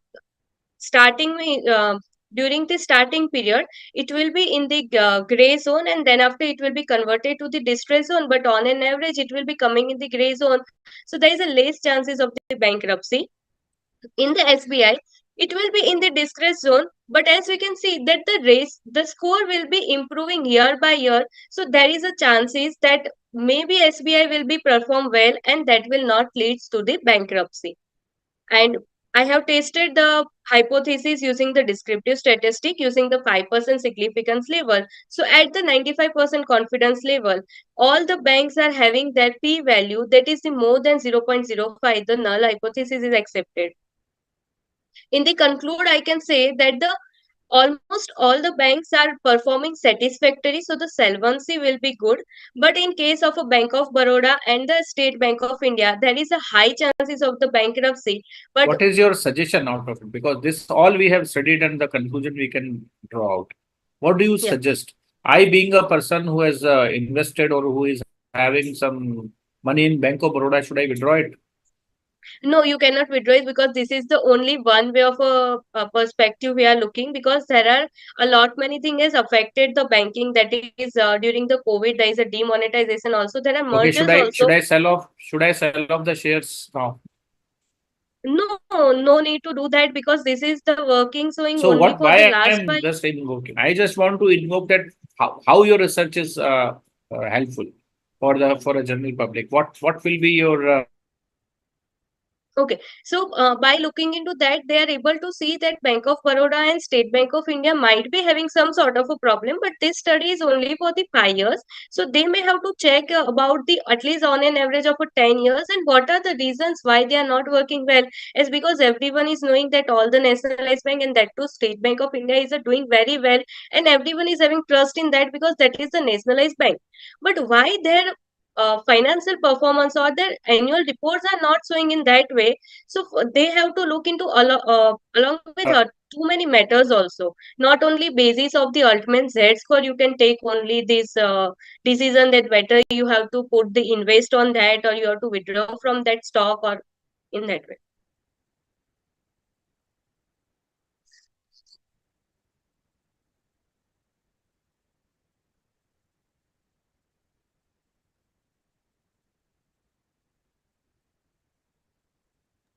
Thank you. Thank you so much, Ms. Janki ji. Thank you for the wonderful presentation. Yeah, thank you. So the next presenter is Shobha N. Yes, Shobha N, please unmute. Serial number 25. Shobha. After this,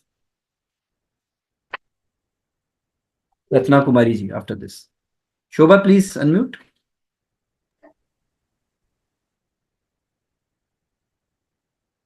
Shobha N, please unmute. You have written in the chat box also that you want to give the presentation. Yeah. Yes.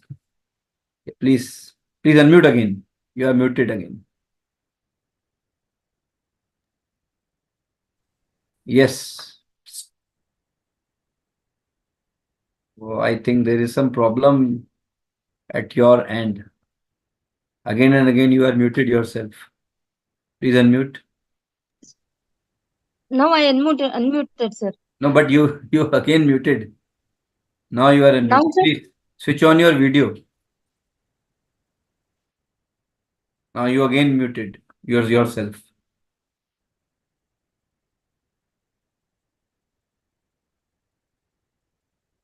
Please unmute. Shobha N. Am I audible? You are audible, but why are you doing muting yourself again and again? No, sir.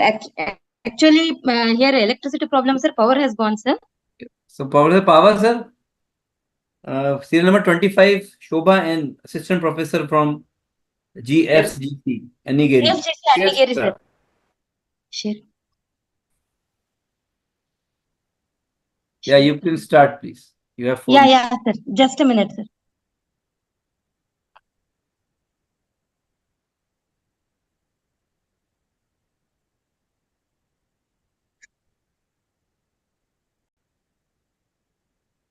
Hello? Yes, please start. It is visible. Visible, sir? No, now, earlier it was visible. Now it's visible, sir? Yeah, it's visible now. Please start. Yeah. Sir, good evening, sir. Myself, Shobha, from Department of Commerce, Government College, Anigiri, sir, from Karnataka, I am speaking. Hello? Hello? Yeah, you continue. My topic is entrepreneurial leadership transforming organizations in the 21st century. The main objective of the study is to know how entrepreneurial leadership differ from the traditional point of view and how it helps to develop team spirit and to adapt changes and to make strategic decisions to reach the main goal, that is wealth maximization or profit maximization. For this particular study, I have taken the sample, that is I have taken the research methodology by collecting primary data samples from 50 entrepreneurs here, sir, and I have collected data from 50 entrepreneurs on the basis of the demography, on the basis of type of entrepreneurial leadership, key characteristics like creativity, resilience, proactiveness, decision making, on the basis of leadership style, on the basis of traditional leadership, as well as entrepreneurial leadership and influence of organizational culture on entrepreneurial leadership, sir. And on the basis of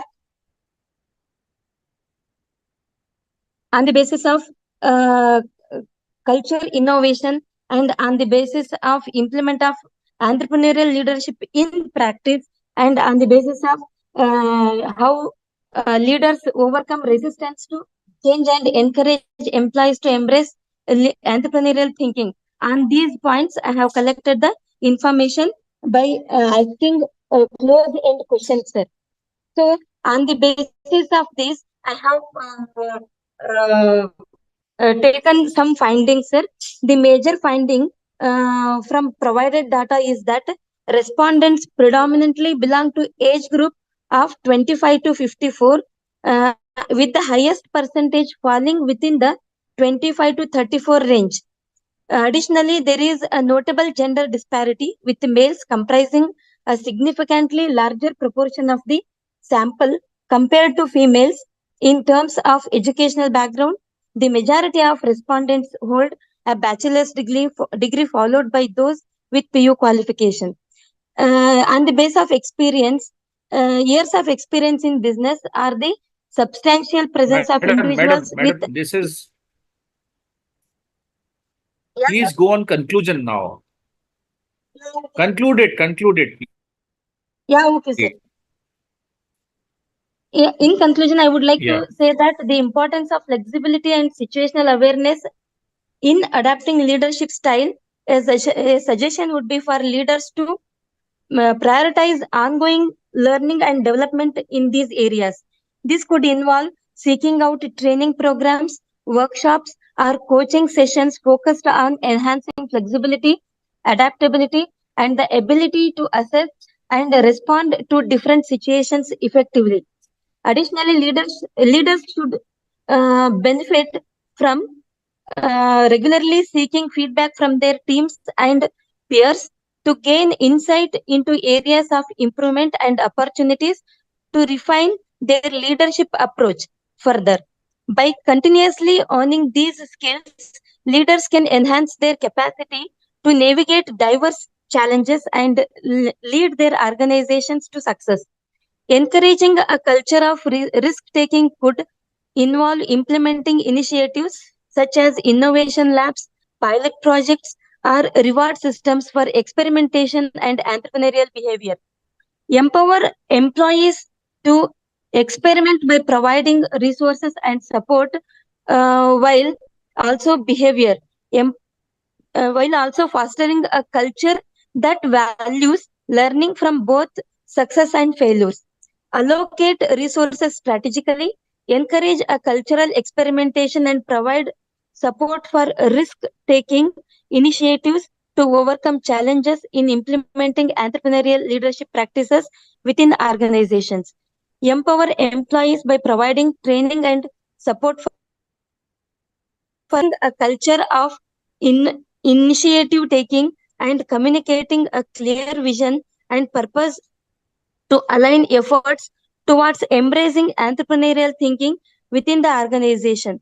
Foster employee engagement by empowering them to take ownership of their work, providing opportunities for growth and development, and creating a supportive environment that values their contributions. That is to conclude,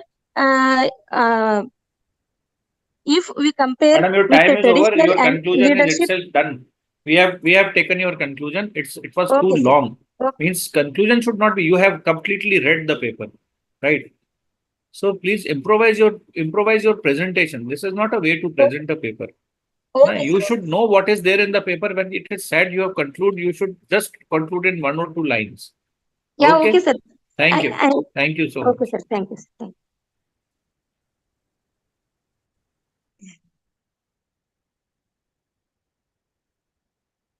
Thank you so much. Yeah. Ms. P. Ratna Kumari from Chennai. Please unmute. Hello, all. Good evening. Yeah, So please I'm going to continue. share my screen. Please.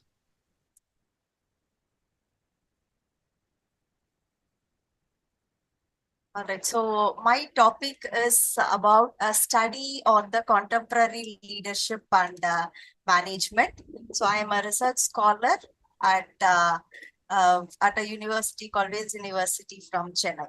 So the objective of the study is to understand the current business and in the contemporary leadership practices in the business environment, given the situation of technological advancement, globalization, and the organization structures, and how the traditional leadership approaches are being challenged in the current emerging trends. So I've done a literature survey based on the leadership theories, the evaluation of management practices, and the impact on the leadership and management. So as we all know, the leadership theories is all about bringing the best in a leader, how he can bring out the best in the team, also bring out the best transformation for the organization. Over the years, the theories have been evolved from trait theory, contingency theory, and behavioral theory to the current theories called transformational, adaptive, and servant leadership.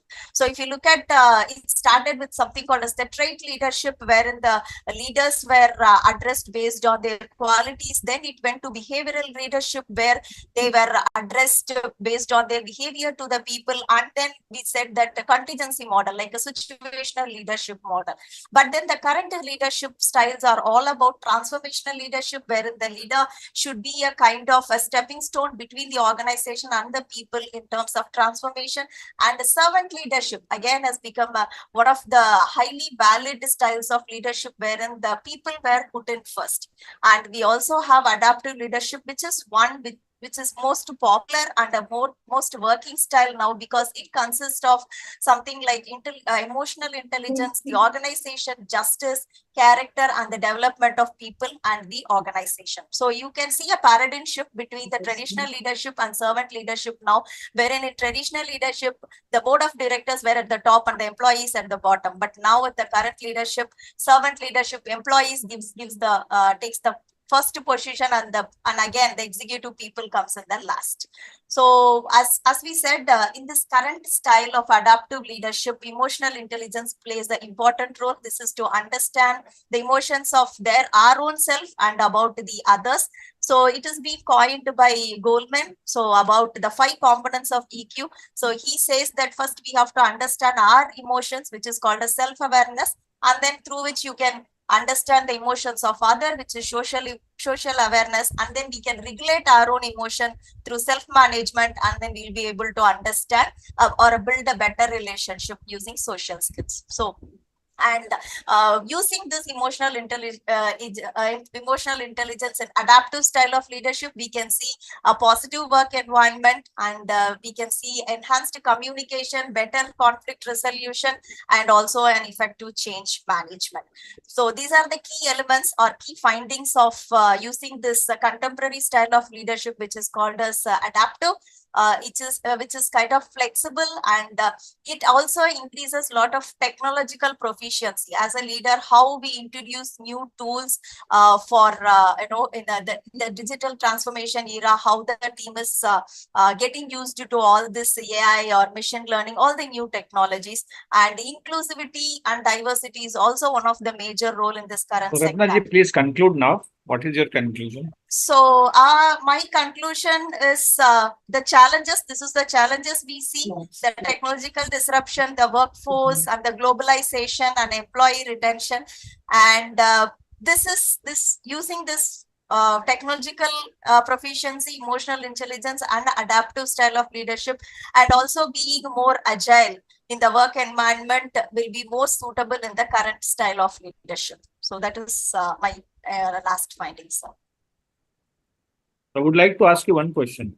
What type of leadership style will be beneficial or will work in case of married life? Okay, so it is something called as both the ends can take servant leadership. So we can always put the other person first. So in that way, the relationship will be better. Excellent answer. Great. Okay. Thank you so much. Thank you. Thank you so much, Ms. Ratna Kumari. So finally, lastly, Yuvika ji is there. Yes, Yuvika ji, please unmute. So Yuvika was the first face. I thought she will be presenting first. She's from ICFI University, Himachal Pradesh. Okay, from Himachal Pradesh. Great. Yeah. Yes, Yuvika ji. Yes, sir. So Please. just give me 1 second. Yeah. Be precise, okay?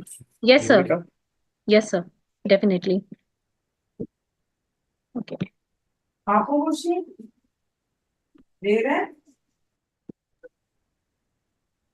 Okay. Respected Dr. Manvinder, sir, and Dr. R.K. Modi, sir.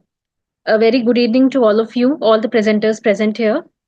My topic of presentation is achieving superior performance, the role of artificial intelligence in modern HRM.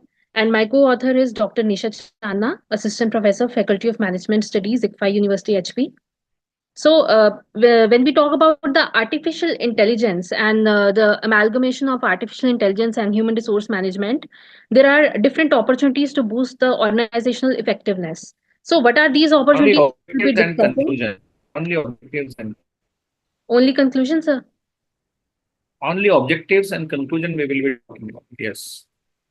So these are the objectives of my study to explore the conceptual foundations of artificial intelligence-driven performance management in HRM, to evaluate the impact of artificial adoption on organizational effectiveness in HRM through a comprehensive study, and to examine the ethical considerations of artificial intelligence in HRM. So extensive literature reviews being done to explore the existing studies, academic papers, secondary data is being used here, and reviews being done on the studies connecting organizational behavior, information systems, and strategic management together with artificial intelligence. Now, how the conceptual foundation is connecting with the artificial driven performance management. It is connected with three parts: organizational behavior, the very first thing that is very much important for any organization; information system, that highlights the processing, analyzing, and interpreting the large amount of data; and third one is strategic management. Now, these are the areas of artificial intelligence that impacts the performance management. As we can just see, learning and development, robust data analytics, easy communication. How will you conclude? So, coming to the ethical considerations, these are the ethical considerations and which are just coming in the way of artificial intelligence, how we can just implement them. Coming to the conclusion, it's very important to how we have to just embrace the artificial intelligence in our organization. So what it can be done? It can be done with the we can begin with the small pilot projects. We can just encourage a culture of innovation apart from all the factors which we have studied, which we have just gone through. Human centric artificial intelligence can be adopted. We can just involve all the stakeholders that are connected with our organization from the early stages, and with these efforts the organizations can position themselves at the forefront of innovation. And again, when we talk about the future implications, we can just conduct the future comparative longitudinal studies connecting the drivers of artificial intelligence, all the factors of human resource management in different areas, in different sectors. Thank you. Okay. Thank you, Yuvika ji, for your presentation. This is a very important and a very relevant topic you have taken for your research. That is integration of AI with by HRM. Nowadays, even while taking the interview with the help of AI, you can understand and know that who is the person who is going to be with you for a longer period of time. Very true, sir. Very true, so sir. This is a prediction which can easily be done. So It just can imagine the future. Yes, but sir. at the same time, there are certain ethical concerns. While even I was delivering at the beginning of this session, and even the same thing was told by Professor Karmjeet Singh also, that we have to be concerned about the ethical, you can say, ethical aspect of the artificial intelligence. That is again one very, very important thing which we have to consider and we have to be with it. Anyways, thank you so much and all the best for your future research. Thank you so much. One input while you have presented your first slide. Are you both assistant professors in ICFI University? Yes, sir. We both are assistant professors. You and your guide? Dr. Nisha Channa. Okay. And she's our head of the department also. So you are working with ICFI University, Himachal Pradesh. I think she's doing her PhD from there. No, sir. I'm working as an assistant professor at ICFI University, and I'm pursuing my PhD That from is what I'm saying. Punjabi University Patiala, and my Great, thesis great, is great. submitted. Great, great, great. Right. Okay, Thank but you. who is your guide? Thank you. So Who Dr. is your Shivinder guide, by the Fulka, way? ma'am. Sir, Dr. Shivinder Fulka, ma'am. Okay, but this paper is being This paper okay, is but this paper is being co-authored by both of you who are okay. my colleagues, Why sir. I'm saying so is, please, while you are mentioning it in your anyways, but please mention two things separately. Both of you are over there. Don't mention is it at one thing. It is looking like as if you are doing your PhD under her guidance and she is your guide and you are writing assistant professor. So it actually tells a different story. Yes, sir. We Okay. both are assistant professors here in my PPT.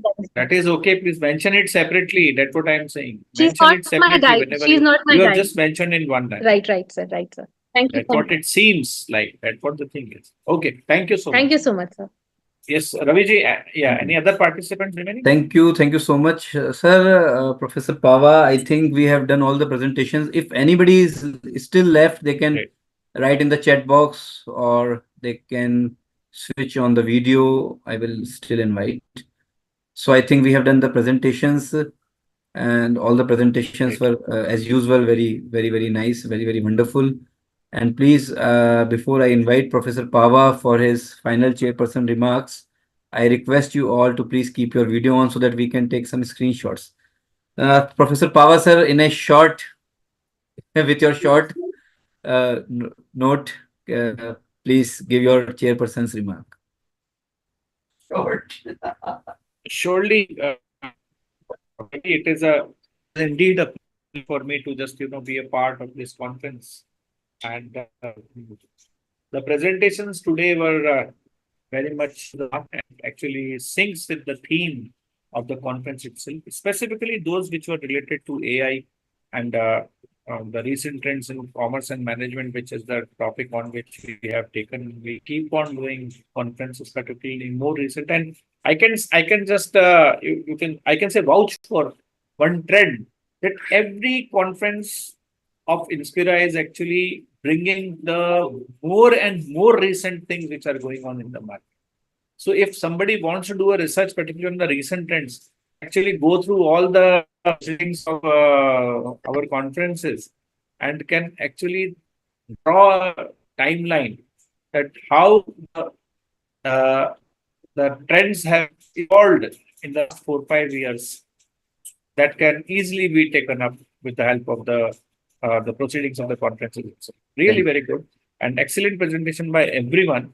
But yes, there were some shortcomings, and it seems that because most of the people, they are using the traditional in order to conclude their things or in order to analyze the things, but couldn't find anyways. But yes, there is still a lack of lot of you can say basic knowledge even for the presenters, those who are budding presenters, and from last 3-4 years, a lot of presenters have now evolved, and you can do a workshop particularly for the benefit of all those. So that can for sure definitely help out, and means with blessings of Honorable Respected Professor S.S. Modi, sir, this conference I would say is again a super hit work. Though we are missing RTG, she is in Bhutan, but I hope and I suppose she is now just see her the instinct for the conference that she called from there itself. It's really good. It shows that she is having that heart connected with you and all of the conference. Great. It was a great show rather. Tomorrow there is again another session which will be there before we conclude for this particular thing. I think there are 19 participants, but nobody is ready to switch on the videos. I suppose. Raviji? They are tired, I think. So either they are tired or they are not there at all. No, they are They're just So this is sometimes you can say, yeah, Janki has just now switched on the video. Ratnaji was on since I think the conference has started since Mr. Oscar Diatade is Oscar G also has, yeah, of course. Jayesh Pandya is having a dark video. Okay. Thank you, sir. Thank you. So let's conclude it with the blessings of SS Noki, sir. Thank you, sir. Thank you. So thank you so much, Professor Pava, sir. Once again, on behalf of the organizers, the Borderman, the Kamal Institute, and the Inspira, I would like to extend my heartfelt thanks to everyone who made the day one of international conference a grand success. Today's session of the conference has definitely proven to be a considerable spin and effort to put ourselves in a global forefront of innovation. We are honored to have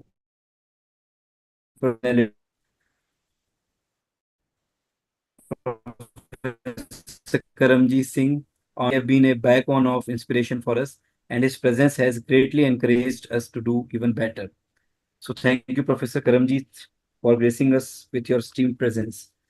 We express our heartfelt gratitude to our own one and only the great academician, the chairperson, Professor Manvendra Singh Pava sir from Dr. Hari Singh Gaud Vishwavidyalaya, a central university from Madhya Pradesh, for today's session, for his valuable contribution in running the conference proceedings smoothly. Your valuable inputs and guidance have helped us to organize such successful event. So thank you so much, sir, for being with us once again. Our keynote speakers on today's technical session, Mr. Dhananjay Tripathi, Dr. Nicolina, Mr. Sudhir Gaurier, who have shared their research and expertise, which have enriched the conference discussion and deliberation. Their contribution will inspire further research and future research works and motivate us to keep looking for innovative, sustainable practices. So we thank our keynote speakers for their invaluable contributions to the conference. We would like to express our deepest regards to patrons, Mr. S.K. Sood, Dr. S.S. Modi, Dr. Ved Tandon, for permitting this collaboration. Your belief in our vision and willingness has been instrumental in facilitating the smooth running of the conference. We would especially like to mention conference organizing directors, Dr. Anil Mehta and Dr. Anudeep Arora, for their enthusiasm and effective leadership. Also, I wish to thank conference organizing secretaries and joint conference organizing secretaries and all the members of organizing committees for their tireless efforts and dedication in making this conference a grand success. The active participation of all the participants was critical in making the today's session successful. Effort and interest of the paper presenters were instrumental in creating an environment of collaboration and knowledge sharing. We are grateful for your presence and for making this conference vibrant and informative. So let's take the learnings and knowledge from the conference to implement innovative practices in different domains of research and live by them for a better world. So we shall meet tomorrow at the same time, 4:30 p.m. for the second day's session on multidisciplinary research in social sciences and environmental sustainability. And we will announce the best paper presentation awards for tomorrow's in the valedictory session. So good night and have a nice day. Thank you, Pava sir. Again, thank you all the participants. Thank you, sir. Okay. Thank you, sir. Thank you. Thank you, sir. Good night, all of you.